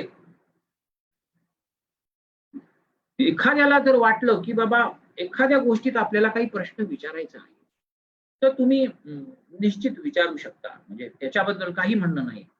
मी तोपर्यंत माझं हे पुढे सारत राहतो, पुढे सरकवत राहतो माझं. जे काही सांगायचं आहे तुम्हाला, समजवायचं आहे, की आधुनिक जीवनशैलीमध्ये ताणतरण निर्माण झाले किंवा जीवनशैली ते संबंधित असतात, तर आपल्याला काय केलं म्हणजे त्याचा निश्चित उपयोग होऊ शकतो. हे पण मी तुम्हाला आता सांगतो, की आधी जर आपल्याला स्वतःला समजून घेणं म्हणजे स्वतःच्या क्षमता जाणून घेण्याची फार मोठी आवश्यक गोष्ट आहे. स्वतःच्या क्षमता काय आहे ते जाणून घ्या. जसं मी कधी कधी भरपूर प्रयत्न करूनही प्रारब्ध व काळ अनुकूल नसतो. हो ना, बरोबर आहे ना. कोणीतरी मला आता विचारतंय, सगळं करून सुद्धा कधी कधी माणसाला नशिबात नसतं. म्हणून याच्यासाठी मी तुम्हाला ती शंकराची गोष्ट मगाची सांगितली ती त्याच्याशी निगडीत करून बघा. त्याच पद्धतीने आता पण मी तेच सांगतोय की आपण नेमकं कुठं कमी पडतो स्वतःला जाणून घ्या, स्वतःची क्षमता जाणून घ्या. आपण नेमकं कुठं कमी पडतो त्याचा अभ्यास करा. कामाचं महत्व क्रम आहे ना ते ठरवा, म्हणजे प्राधान्यक्रम ठरवा, जसं मी मगाशी सांगितलं तसं. त्याचप्रमाणे त्याचा अभ्यास करा. एखाद्या गोष्टीत आपण कुठे कमी पडतो याचा शोध घेतल्यानंतर त्याचा अभ्यास करायचा की मी का कमी पडलो, कुठे कमी पडलो. स्वतःमधील तणावाच्या खाणाखुणा ओळखायला शिका, किंवा आपण तणावाला कशा पद्धतीने सकारात्मक पद्धतीने सहजपणे यशस्वी कशा पद्धतीने ते हाताळू शकतो याचा नेमका अभ्यास करून त्याप्रमाणे आपली दिशा ठरवायची असते, आपली तयारी ठेवायची असते. हे सुद्धा तणावमुक्तीची फार तणावमुक्तीसाठी आवश्यक असणारं एक कार्य आहे. दुसरी गोष्ट म्हणजे आपल्याकडचं दुःख वेशीला टांगायचं अक्षरशः. म्हणजे काय करायचं, मनाशीच आपल्या कुढत राहायचं नाही. आपल्याला आपल्या मनातले विचार, भावना, इच्छा, आकांक्षा, दुःख मित्रांशी, कुटुंबियासोबत व्यक्त करा. याने काय होतं, आपण आपला ताण अर्ध्यापेक्षा जास्त कमी करतो. आपल्याकडे एखादी गोष्ट आपण ताणाखाली असलो, आपण कोणाशी ती जर शेअर केली, जसं आनंद सुद्धा शेअर केल्याशिवाय वाढत नाही, तसं दुःख शेअर केल्याशिवाय कमी होत नाही. तर याच्यासाठी दुःख कमी करण्यासाठी आपण शेअरिंग आपलं जे आहे ते कायम असणं गरजेचं आहे, महत्वाचं आहे. आता जसं दुःख वेशीला टांगायचं तसं काय करायचं, सहनशीलता आपल्या अंगातली वाढवायची. आता सहनशीलता आपल्या अंगातली वाढवायची म्हणजे नक्की काय करायचं बरोबर, की आता समजा एखाद्याला एखादा भयंकर दुर्धर गंभीर असा आजार झालाय. आता तो झालाय, तो कधी बरा होऊ शकतच नाहीये किंवा बरा होण्याची चिन्ह नाहीत, किंवा आजपर्यंत अशा आजारांना औषध निर्मिती नाही. अशा वेळी त्या माणसाने किंवा त्या रुग्णाने काय केलं पाहिजे, की सहनशक्ती तिची वाढवली पाहिजे. सहनशक्ती वाढवायची म्हणजे काय करतो, की कोणीतरी विचारतंय की इच्छा कशा कमी करता येतील सांगतो. त्याच्या अगोदर माझं हे जे मी सांगतोय हे मला हा टॉपिक पूर्ण करून देतो, की सहनशीलता वाढवायची म्हणजे जसं मी आता उदाहरण दिलं की दुर्धर आजार झालेला जर एखादा रुग्ण असेल की ज्याला औषध नाही, ज्याला ते सहनच करायचंय, त्यांनी आधी आपली मानसिक तयारी किंवा त्याच्या घरच्यांनी त्याची देखभाल करणाऱ्यांनी ही आधी मानसिक तयारी पूर्ण केली पाहिजे सहन करण्याची. त्याला इलाज नाही. ते प्रारब्ध आहे का नशीब आहे का भोग आहे, जे आहे ते आहे, परंतु सत्य परिस्थिती ही आहे की आत्ताची गोष्ट अमुक गोष्ट घडली आहे, तर कुठल्याही गोष्टीचं yes acceptance of situation, what you said is right. Bindu Madhav, what you said is right. तर सहनशीलता वाढवल्याशिवाय पर्याय नाही. मग ती रुग्णांनी असो, त्याची देखभाल करणाऱ्यांनी असो, कारण दुसरा इलाजच नाही, दुसरा रस्ताच नाही. त्याच्याबरोबर नुसतेच सहनशीलता वाढवायची नाही, तर तो निमूटपणे सहन सुद्धा करायला लागणार आहे. ते दुःख, तो त्रास, तो रोग निमूटपणे सहन करायला लागणार. हे सुद्धा आपल्या डोक्यात फिटच करायला पाहिजे. कारण अशा आजारामुळे ना, जर एखाद्याला दुःख करून घेतलं त्यांनी, तर तो त्याच्यामध्ये जास्त खंगत जातो. पण त्यांनी एकदा मानसिक तयारी केली, तर काय चमत्कार काय घडू शकतो? काही सांगू शकत नाही. मिरॅकल काय घडू शकेल हे कोणी याचं काही प्रमाण देऊच शकत नाही. पण ह्याच्यामध्ये एक गोष्ट निश्चित होते, की दुःख अशा वेळेला वेशीला टांगलं, सहनशीलता वाढवली किंवा निमूटपणे ती सहन केली, तर त्या रोगाचं दुःख हे निश्चितपणे कमी होऊ शकतं, असं तज्ञांचं पण मत आहे. आणि असं कितीतरी रुग्णांचं सुद्धा स्वतःचं मतप्रदर्शन आहे. माझ्या माहितीत असे काही पेशंट्स आहेत, की ज्यांनी ह्या गोष्टी अतिशय व्यवस्थितपणे हाताळल्या आणि आज त्यातनं सुद्धा ते दुर्धर रोगातनं सुद्धा ते उभे राहिलेले आहेत. आणि अशा लोकांना मी नेहमी हॅट्स ऑफ सॅल्यूट करत असतो. कारण हे ज्याचं त्यालाच कळतं, जावे त्याच्या वंशी तेव्हा कळेल. हे नुसतं सांगणं, बोलणं, ऐकणं फार सोपं असतं, परंतु ही जी तपश्चर्या आहे, ही फार मोठी तपश्चर्या असते. हे जो रुग्ण आहे त्याला कळतंय मी आता काय सांगतो ते, किंवा ज्या अशा पद्धतीच्या रुग्णांची ज्यांनी सेवा केली आहे किंवा जे सेवा करत आहेत, त्यांना सुद्धा हे कळू शकतं मी काय सांगतो. तर सहनशीलता वाढवली पाहिजे. अशा प्रकारचा जे काही दुःख आहे, त्रास आहे, ते घटनामुळे त्रासून जायचं नाही, सहन करायला शिकायचं. म्हणजे सहनशीलता जर आपल्या अंगात वाढवली, तर आपल्यातला ताण निश्चित कमी होतो. आता आपल्या जीवन प्रमाणामध्ये सुद्धा काही बदल करणं आवश्यक आहे बरं का. म्हणजे मी तुम्हाला हे पण एक आवर्जून सांगू इच्छितो, की आपली जी काही जीवन पद्धती आहे, याच्यामध्ये सुद्धा आपल्याला म्हणजे खूप कसं आहे, आपलं जीवन आहे ना, हे अनंत गरजांनी पूर्ण पूर्ण ओतप्रोत भरलेलं आहे. जिकडे म्हणून आपण बघू तिथे ती म्हणून आपली गरज बनली आहे. जीवनशैलीत काय बदल करता येईल तेच मी आता सांगतोय, की जगामध्ये सर्व काही हरलो तरी जिंकता येते, फक्त आत्मविश्वास हरता कामा नये. वा, व्हेरी गुड. हे कोण? संजय गुजर साहेब, तुमचं खूप अभिनंदन आहे बरं का. तुम्ही खूप चांगले सकारात्मक गोष्ट सांगताय.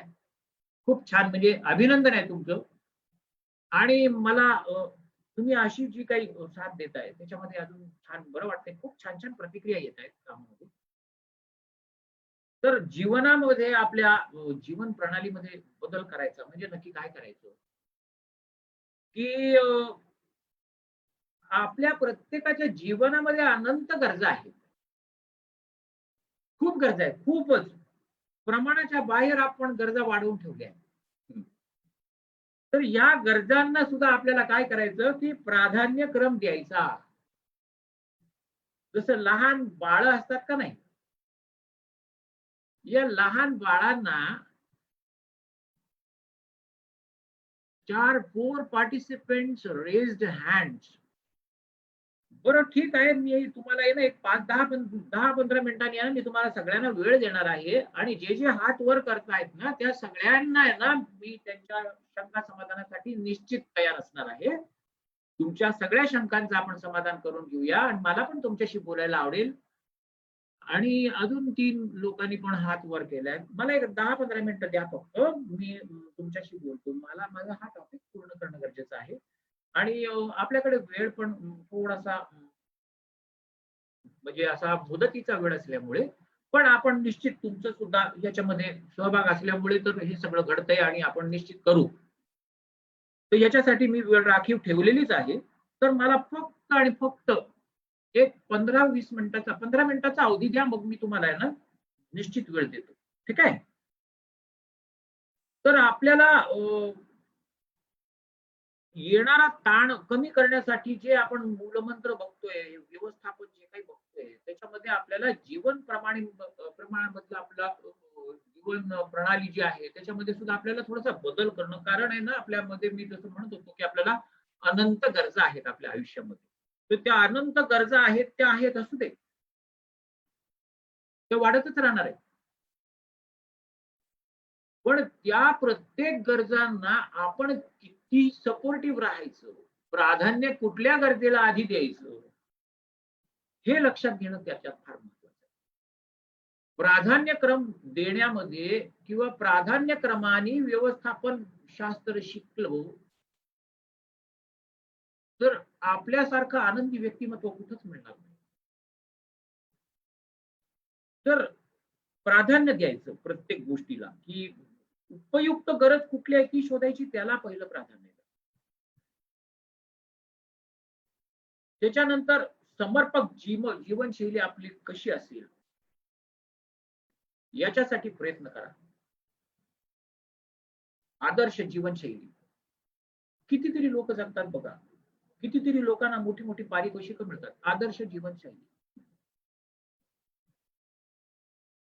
आदर्श जीवनशैली आपण सुद्धा जगू शकतो. आपण सुद्धा तशा पद्धतीने आदर्श जीवनशैलीचा प्रयत्न सफल करू शकतो. जीवनशैली या सगळ्या गोष्टी करणे म्हणजेच काय, की जीवनशैलीत यथोचित बदल करणे. आता आपल्याला वाटतंय नाही की एखादी गोष्ट मला वाटते की बाबा नाही, ते आपल्याला, आपण लहान मुलांना कसं सांगतो बघा, लहान मुलं जेव्हा हट्ट करतात ना, किंवा एखाद्या ह्याच्यामध्ये ना एक बेस्ट मॅनेजमेंट असतं. मन आणि बुद्धी याच्यामधलं एक बेस्ट मॅनेजमेंट आहे, की किंवा समोरच्याशी सुद्धा वाद टाळायचा असेल किंवा आपल्या स्वतःशी सुद्धा आहे ना आपल्याला झगडायचं असेल किंवा आपल्या मनाला आपल्याला समजवायचं असेल, मनाचा ब्रेक जर घट्ट करायचा असेल ना, तर एक खूप छान मॅनेजमेंट मंत्र मी तुम्हाला शिकवतो. माहिती असेल कदाचित बऱ्याच लोकांना, नसेल तर ऐका तुम्ही, सगळ्यांना आवडेल. Say yes and change it into but. म्हणजे काय?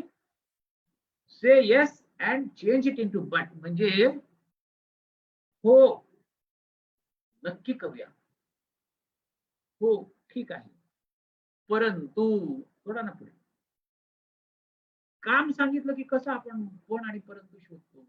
कुणी काम सांगू, आईनी काम सांगू, बाबांनी सांगू, मोठ्या भावानी सांगू, धाकट्या भावंडांनी सांगू, आपल्या वरिष्ठांनी सांगू, बॉसनी सांगू, शेजार पारचारच्यांनी सांगू, किंवा आपल्या जबाबदारीचं काम आपल्याकडे असलं तरी सुद्धा तेव्हा आपण कसं से येस आणि चेंज इंटू बट करतो. हो हो करतो, आता करतो, अरे कर ना बाबा, हो आता करतो. अरे कुठे आता म्हणजे कधी उगवणार तो दिवस, तोपर्यंत दुसरा ते काम करून मोकळा झालेला असं नको. तर थोडक्यात काय, की जीवनशैलीमध्ये बदल करणं गरजेचं आहे. कमीत कमी गरजा ठेवायच्या, त्याने त्रास होत नाही हे मी तुम्हाला सांगितलंच आहे. अपेक्षा भंग तर त्याहून होत नाही, कारण अपेक्षाच ठेवल्या नाही, आपली जीवनशैलीच बदलली म्हणजे आपण चुकीच्या अपेक्षा ठेवणारच नाही. आणि चुकीच्या अपेक्षा जिथे ठेवल्या जात नाही तिथे आपल्याला त्रास, तणाव, स्ट्रेस, स्ट्रेन काय येईल. आणि कसं आहे की आजच्या संगणक युगामध्ये ना विज्ञानाने इतके विविध गोष्टी प्रदान केल्यात आपल्या सगळ्यांना. अगदी सुखसोयीने आपण खूप समृद्ध झालोय. हा सुद्धा आपला एक भास आहे. आपण सुखसोयींनी समृद्ध झालोय हा भास आहे. त्याचं कारण तुम्ही म्हणाल की हे दिसतंय समोर आणि तरी तुम्ही भास आहे असं कसं म्हणता. हो मी ते तरी सुद्धा हा भास आहे असं सांगतो. त्याचं कारण काय, की ह्या सगळ्याकडे बघता बघता आपण आपली पर्यावरणीय व्यवस्था जी आहे तिच्याकडे फार दुर्लक्ष करतो. प्रदूषित हवा आहे, पाणी आहे, जमीन आहे, त्याच्याबरोबरच आपलं प्रदूषित शरीर आहे, कलुषित मन सुद्धा आहे. ही सगळी मानव निर्मित विज्ञानाच्या दुरुपयोगाची निर्मिती आहे. आता गमतीचा भाग बघा. प्रदूषित हवा, पाणी, जमीन याबरोबरच प्रदूषित शरीर हे जसं आहे, तसं मन कलुषित. संतांनी म्हटलंय, मन करारे प्रसन्न सर्व सिद्धीचे कारण. आधी मन प्रसन्न करून घ्या. आनंदी व्हायचं तर आधी आपल्याला आनंद आपल्या मनामध्ये आपल्याकडे असेल तर आपण तो देऊ शकतो, वाटू शकतो ना. आपल्याकडे नसेल तर कुठून देणार आपण? याच्यासाठी आपल्याला मन कलुषित करून नाही का. मला एक एक हिंदी सिनेमातलं अजून एक गाणं आठवलं, तुम्हाला मी त्यावेळी दाखवतो म्हणून. तुम्हाला आवडेल का? थोडासा विषयाला चेंज येतो यांनी. पण माणूस आहे ना, हे कलुषित मनाने किंवा कलुषित मनाच्याकडनं तो दुःखाकडे कसा सारला जातो, एकटाच कसा पडतो, हे तुम्हाला लगेच कळेल याच्यामध्ये. ते 4 ओळी मी तुम्हाला गाण्याच्या अशा म्हणून दाखवतो. कलुषित मन दुःखाकडे, ताणाकडे नेऊन माणसाला एकटं कसं पाडतं. बघा, दिल ऐसा किसी ने मेरा तोड़ा, बर्बादी की तरफ ऐसा मोड़ा, दिल ऐसा किसी ने मेरा तोड़ा, बर्बादी की तरफ ऐसा मोड़ा, एक भले मानुष को अमानुष बना के छोड़ा, दिल ऐसा किसी ने मेरा तोड़ा, बर्बादी की तरफ ऐसे मोड़ा. आहे का नाही? मी जी सिच्युएशन सांगतोय त्या सिच्युएशनला अनुसरून ही एखादी व्यक्ती कलुषित काही असेल, कशामुळे ही कलुषित लय भारी सर म्हणतात. बरोबर, थँक्यू, धन्यवाद. बरं, मला काय म्हणायचं की एखाद्याच्या मनामध्ये कलुषितपणा आला असेल कशाच्याही मुळे, कुठल्याही घटनांमुळे, अंतर्मन असेल, बाह्य मन असेल, अंतर्गत कारण असतील, बाह्य कारण असतील, जसं मी मगाशी सांगितलं त्या पद्धतीने, तर त्याच्यामुळे माणूस थोडासा वेगळा पडतो, त्रासात जातो, ताणात जातो. असं होऊ नये. तर कलुषित मन ठेवायचं नाही, कोणीच नाही. ताण कशाला येईल? येणार नाही ताण. तर जसं मी म्हटलो की हवा आपल्याला चांगली पाहिजे तर झाडं लावली पाहिजे, पर्यावरण सांभाळलं पाहिजे. हवा चांगली राहिली, पर्यावरण चांगलं राहिलं, रोगराई नष्ट झाली, तुमची आमची सगळ्यांची संसर्गजन्य रोगातनं मुक्तता होणं गरजेचं आहे. लहान मुलं परत बागेमध्ये खेळताना बागडताना दिसायला लागतील. तुम्ही आम्ही पूर्वीसारखं परत नित्य नियमाने मॉर्निंग वॉक, जॉगिंग वगैरे सगळं करू शकतो. आपण आपल्या कुटुंबियांसमोर समवेत पर्यावरणाचा आनंद परत लुटू शकतो. पाणी आपण जे पितो, ज्याचा वापर करतो, ते शुद्ध राहिलं तर पोटामध्ये चांगलं पाणी राहिल्याने संसर्गजन्य किंवा इतर रोगांचा प्रादुर्भाव आपल्याला होत नाही.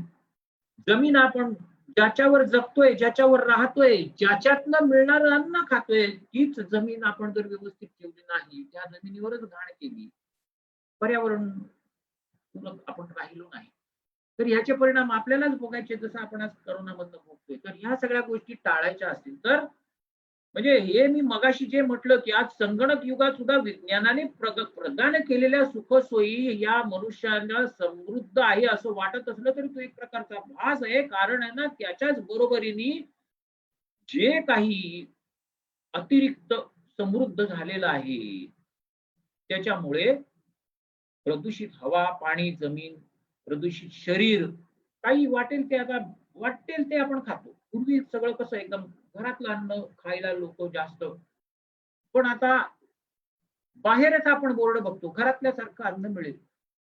अरे मग घरातल्यासारखं अन्न मिळेल तर मग घरातच खायचं, तर बाहेर जाऊन पैसे देऊन कशासाठी खायचं? किती बरं ठीक आहे. एखाद्या वेळेला माणसाला कंटाळा येतो किंवा घरामध्ये समजा काही काम काढलं असेल, काही कोणाचं आजारपण असेल, आपण गेलो, समजू शकतो आपण. ऑथेंटिक कारण. पण हे नवीन उपहारगृह उघडलंय, इथे घरच्या पद्धतीचं सुग्रास जेवण मिळेल असा बोर्ड लागलेला असतो. कारण आपण घर सोडून तिथं जाऊन जेवतो. म्हणजे वेळेचा अपव्यय, पैशांचा अतिरिक्त नको तो खर्च, घरात आहे उरलेलं अन्न त्याचा काय असेल ते झालेलं असेल परिस्थिती ती किती म्हणजे आपण आहे ना उगाचच त्रास वाढवतो आपला किंवा उगाचच काय त्या हौशेला काही मोलच नाही. म्हणजे आपल्या मनावर नियंत्रण नाही हो आपलं, दुसरं काही नाही. आणि काही काही लोक मात्र खूप म्हणजे खरंच त्यांचं कौतुक करावंसं वाटतं. आजही अशी लोक आहेत की ज्यांना प्रत्येक गोष्ट घरात स्वतः अन्नपदार्थ बनवून खायची सवय असते. त्याने आपोआप घरातल्यांचं आरोग्य पण चांगलं राहतं. आणि आज ते अपडेटेशन जशी आहे त्याच्यामध्ये हो काही पाककला कृती वगैरे सारखे कार्यक्रम काही चॅनल्सवर असतात.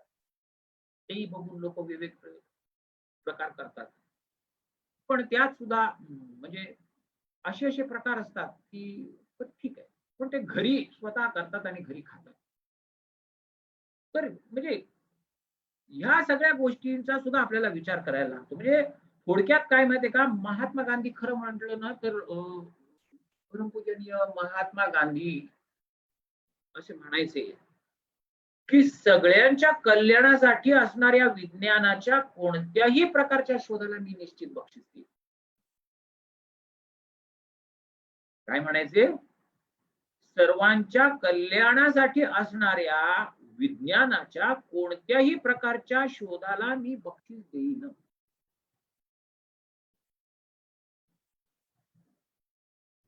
आता सर्वांच्या कल्याणासाठी असणारं विज्ञान आणि त्याचा शोध याला मी बक्षीस देणार, याच्यावर मला अजून एक आता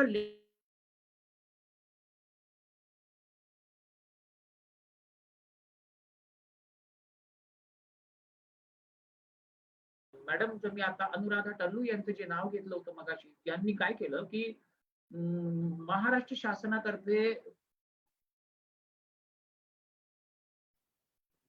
महाराष्ट्र शासनातर्फे 26 जानेवारीला जे काय म्हणतात त्याला पद्मभूषण, पद्मविभूषण असे सगळे जे काही पुरस्कार डिक्लेअर केले जातात, पद्मश्री, अशा पुरस्कारार्थी लोकांना त्यांनी पुण्यामध्ये एकत्र आणलं आणि जागतिक मराठी दिनाच्या दिवशी त्या सगळ्यांचा सत्कार केला. पुणेरी पगडी देऊन सत्कार केला बरं का. त्या कार्यक्रमाला मला हजर राहण्याचं सौभाग्य सुद्धा लाभलं आणि ते पुण्यातच झाला तो कार्यक्रम. महानगरपालिकेच्या पंडित जवाहरलाल नेहरू ऑडिटोरियम मध्ये तो झाला होता कार्यक्रम. खूप छान गाजला तो, पेपरमध्ये वर्तमानपत्रामध्ये पण आला, खूपच छान गाजला. तर हे त्यावेळेच्या कार्यक्रमाची आठवण की त्यावेळेला ज्यांच्या हस्ते ह्या पुरस्कारार्थींना आपण पुरस्कार दिला, त्याच्यामध्ये विशेष म्हणजे आपले फोर्ब्सच्या पहिल्या श्रीमंत 100 लोकांच्या यादीमधले श्रॉफ सरांना सुद्धा पद्मविभूषण मिळालेलं आहे. तर त्यांना सुद्धा भेटण्याचा योग आला. त्यांच्या सुद्धा साठी आपण बक्षीस दिलेलं आहे.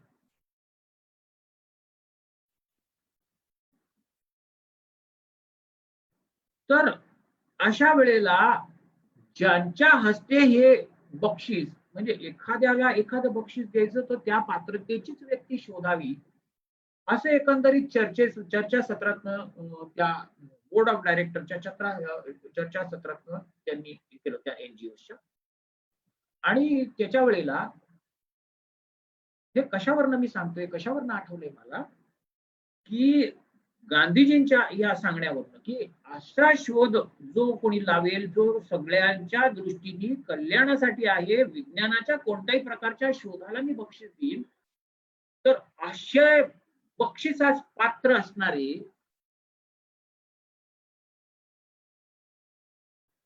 रघुनाथ माशेलकर साहेब, ज्यांचं नाव संपूर्ण अखिल जगतामध्ये प्रसिद्ध आहे, तुम्हाला आम्हालाही माहिती असेल. रघुनाथ माशेलकर थोर संशोधक, अतिशय म्हणजे माणसाकडे किती आदरातिथ्य असावं हे त्यांच्याकडून आपण शिकू शकतो. हळदीचा शोध, हळदीचं पेटंट अमेरिकेने ज्या वेळेला घेतलं, इंडियाला द्यायला तयार नव्हती, तर त्यांनी आपल्या सगळ्या पुस्तकांचा, आपल्या इकडच्या ज्ञानाचा सखोल अभ्यास केला आणि ते पेटंट आपल्या भारताच्या नावावर त्यांनी करून घेतलं. आणि आज हळद ही सर्वांगीण उपयुक्त आहे, त्याचा शोध जसा लागला तसा तो आपला आहे, ती हळद आपली आहे, याचा सुद्धा शोध रघुनाथ माशेलकरांनी लावला. त्यांच्याकडे या तिन्ही पदव्या आहेत. जे जसं आपण म्हणतो की पद्मभूषण पण होते, पद्मविभूषण पण, म्हणजे प्रत्येक गोष्ट त्यांच्याकडे, प्रत्येक डिग्र्या आहेत, प्रत्येक पद आहेत. आणि एवढ्या सगळ्या गोष्टी सुद्धा त्यांच्या अंगी असलेली विनम्रता आहे, त्यांच्या अंगी असलेली अभ्यासाची, कष्टाची आणि नियमितपणे वेळेवर हजर राहणे प्रत्येक ठिकाणी, इतक्या खूप चांगल्या गोष्टी त्यांच्याकडनं ना आम्हाला शिकायला मिळाल्या. आणि अशा व्यक्तींना सुद्धा भेटायला मिळालं. त्याच्या पाठोपाठ विजय भटकर साहेब होते आपले, त्यांनाही भेटण्याचा योग आला होता, ज्यांनी आपल्या भारताला कम्प्युटरच्या ज्ञानामध्ये अमेरिकेने मदत करायचं ज्या वेळेला टाळलं, त्यावेळेला खुद्द राजीव गांधी साहेबांनी विजय भटकर साहेबांना हे काम दिलं, की ते तंत्रज्ञान तुम्ही आपल्या अभ्यासातनं, आपल्याकडे असलेल्या पुस्तकातनं शोधून काढा, जे आपल्या वेदांमधून, शास्त्रांमधून सगळीकडून आहेत. आणि त्यांनी मग ते परम सुपर कम्प्युटर नावाचं कम्प्युटर शोधून काढलं. आणि आज ते परम सुपर कम्प्युटर आज आपल्या भारतामध्ये सुद्धा अतिशय प्रख्यात आहे. विजय भटकर साहेब पण अतिशय प्रख्यात आहे. त्याच्या पाठोपाठच अरुण फिरोदिया साहेब पण आले होते. अरुण फिरोदिया साहेबांची इंडस्ट्री सुद्धा माहिती आहे आपल्याला, कायनेटिक कंपनी, की आपण कायनेटिक टू व्हीलर्स वगैरे वापरतो, हे आहे. तर त्यावेळेला लिज्जत पापडच्या 92-93 वर्षीय जसवंतीबेन पोपट वगैरे सगळे आले. म्हणजे कार्यक्रम इतका छान झाला, इतका छान झाला. आणि अशा वेळेला या सगळ्या लोकांना, म्हणजे मला परत तीच गोष्ट आठवते, की गांधीजींनी जे सांगितलं होतं, सर्वांगीण कल्याणासाठी असणाऱ्या विज्ञानाच्या कोणत्याही प्रकारच्या शोधाला मी बक्षीस देईन, तर त्याच्यासाठी पात्र असणारी व्यक्ती. आता अजून महत्वाच्या गोष्टी काय असतात, की ताणतणाव अजिबात माणसाकडे असता कामा नये, माणसाला कुठलाही स्ट्रेस येता कामा नये. तर आता मी ना 2 ते 5 मिनिटांमध्ये माझं बोलणं मी थोडस आटप्त घेऊन तुम्हाला 10-15 मिनिटं मी देणार आहे. तर तुम्ही आपापल्या लोकांनी तयारी करून ठेवा, की तुम्हाला काही प्रश्न विचारायचे असतील किंवा तुम्हाला अजून ताणाबद्दल काही विचारायचं असेल तर तुम्ही विचारू शकता मला. मला 5च मिनिटात मी माझं बोलणं संपवतो. अजून म्हणजे महत्वाच्या गोष्टी काय आहेत, की माणसाकडे गुन्हेगारी प्रवृत्ती नसावी, म्हणजे ताण येतच नाही.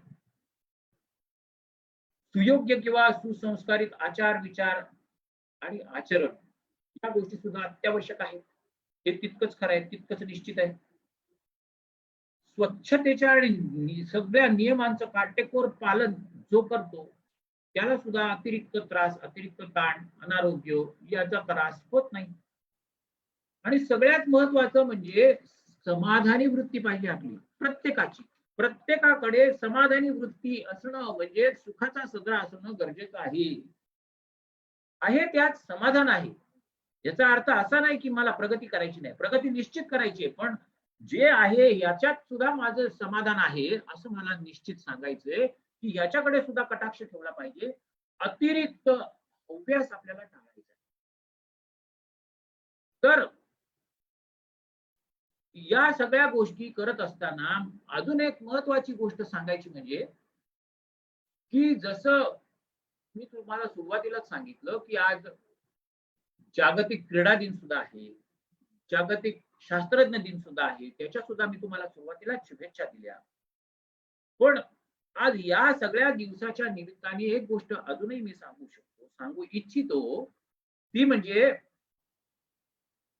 आपल्याला ज्यावेळेला ताण येतो कोणालाही, त्यावेळेला आपला श्वासोच्छवासाचा जो स्पीड असतो तो अतिशय अतिशय वाढण्याच्या प्रक्रियेकडे वाढतो. ज्या वेळेला आपल्याला ताणतणाव जास्त येतो त्यावेळेला आपला श्वासोच्छवास जास्त जोराने आपण घेत राहतो. लक्षात देऊन बघा तुम्ही, तुम्हाला कळतही असेल, लक्षात येत नसेल, पण जेवढा राग अनावर होतो तेवढा माणूस आहे ना श्वासोच्छवास त्याचा फास्ट करतो. तर याच्यासाठी आईन्स्टाईनचं नाव कोणाला माहित नाही असं मला वाटतं, जगाच्या पाठीवर नाही, जागतिक प्रसिद्ध असं व्यक्तिमत्व आहे आईन्स्टाईन. त्यांनी सुद्धा हे मान्य केलंय की भारतीय योगशास्त्राप्रमाणे दीर्घ श्वसन म्हणजे प्राणायाम जे आपण करतो, प्राणायाम करायचा तर त्याला दीर्घ श्वास घ्यायचा, हळूहळू एकदम दीर्घ श्वास घ्यायचा. दीर्घ श्वास घेतल्यानंतर काही वेळ वरच्या पट्टीला थांबणं आणि हळूहळू हळूहळू हळूहळू श्वास तो परत सोडायचा. परत तो दीर्घ श्वास घ्यायचा आहे. खरं आपल्याला हे प्रॅक्टिकल करायला काही हरकत नाहीये. आणि आता सुद्धा आपण हे करू शकतो, परंतु आपल्याकडे परत पण दीर्घ श्वास आपण करणं, प्राणायाम करणं म्हणजे अनुलोम विलोम, जसं आपण मी मगाशी म्हटलं सुयोग्य आहार, सुयोग्य दिनचर्या, त्याच्याबरोबर प्राणायाम, योगासन, मैदानी खेळ, विविध कला, छंद, संगीत. मला पण आवड आहे, संगीताची पण आहे, गाण्याची पण आहे. तुम्ही बघितलंच, अनुभव पण घेतलाय. ताण कमी करायचा. संगीत ऐकल्याने, गाणं म्हटल्याने, दुसऱ्याला ऐकवल्याने आपल्याला आपलाही ताण कमी करता येतो, दुसऱ्याचाही ताण कमी करता येतो. थोडस विषयापासून थोडस लांब जाऊन परत विषयाकडे हसतमुखाने येता येतो. प्रसन्न व्यक्तिमत्व होण्यासाठी या सगळ्या गोष्टींचा उपयोग होतो. तर आता थोडस आपल्या विचारधनाकडे वळूया, की तणावापासून मुक्त राहा, आयुष्य वाढवत राहा. तणावापासून मुक्त राहा, आयुष्य वाढवत राहा, सकारात्मकतेने जगाकडे पहा, सकारात्मकतेने जगाकडे पहा, इतरांसाठी थोडेसे सहा, तणावापासून मुक्त राहा. बघा मी आजचे विचारधन थोडक्यात मांडतोय तुमच्याकडे. काय आपण म्हणायचं त्याला, मॉरल्स. तणावापासून मुक्त राहा, आयुष्य वाढवत राहा, सकारात्मकतेने जगाकडे पहा, इतरांसाठी थोडे सहा.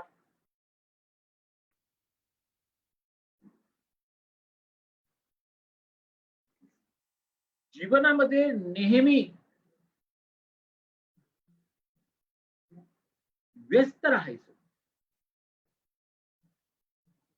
पण अस्वस्थ राहू नका. जीवनामध्ये नेहमी व्यस्त राहा, अस्वस्थ राहू नका. इतरत्र विनाकारण वेळ घालवू नका, पण वेळ थोडासा कुणाला तरी देण्यासाठी सुद्धा विसरू नका. इतरत्र वेळ घालवू नका, मात्र एखाद्यासाठी वेळ थोडासा खर्च करायला विसरू नका. घरातल्यांनाही वेळ द्या. अबोला कोणाशी ठेवू नका. थट्टा किंवा अतिमस्करी कोणाचीच करू नका. जीव कोणासाठी देऊ नका. जीवावर कुणाच्या ओढवू नका. सत्य आणि प्रिय तेच बोला, असत्य कुठं बोलू नका. सगळ्यात अतिशय मूळ कारण अतिहव्यास टाळा. आता परत मी शेवटच्या 2 ओळी गाऊन दाखवतो आणि मी कार्यक्रमाला माझ्या विचार प्रकटनाला मी थांबवतो आणि तुमच्या सगळ्या प्रश्नांना मी जे काही असतील ती उत्तरं माझी देण्याची तयारी करतो. तर जाता जाता मी एवढंच म्हणतो, हस्तू हरदम खुशियाँ या गम, हस्तू हरदम खुशियाँ या गम, किसी से डरना नहीं, डर करके जीना नहीं हो, हस्तू हरदम खुशियाँ या गम. धन्यवाद. आता तुम्हाला कोणालाही काही प्रश्न विचारायचा असेल तर मला निश्चित विचारा. मी तुमच्या प्रत्येक प्रश्नाचं उत्तर देण्यासाठी इथं बसलो आहे. आपल्याकडे अजून जवळपास 10 ते 12 मिनिटं आहे.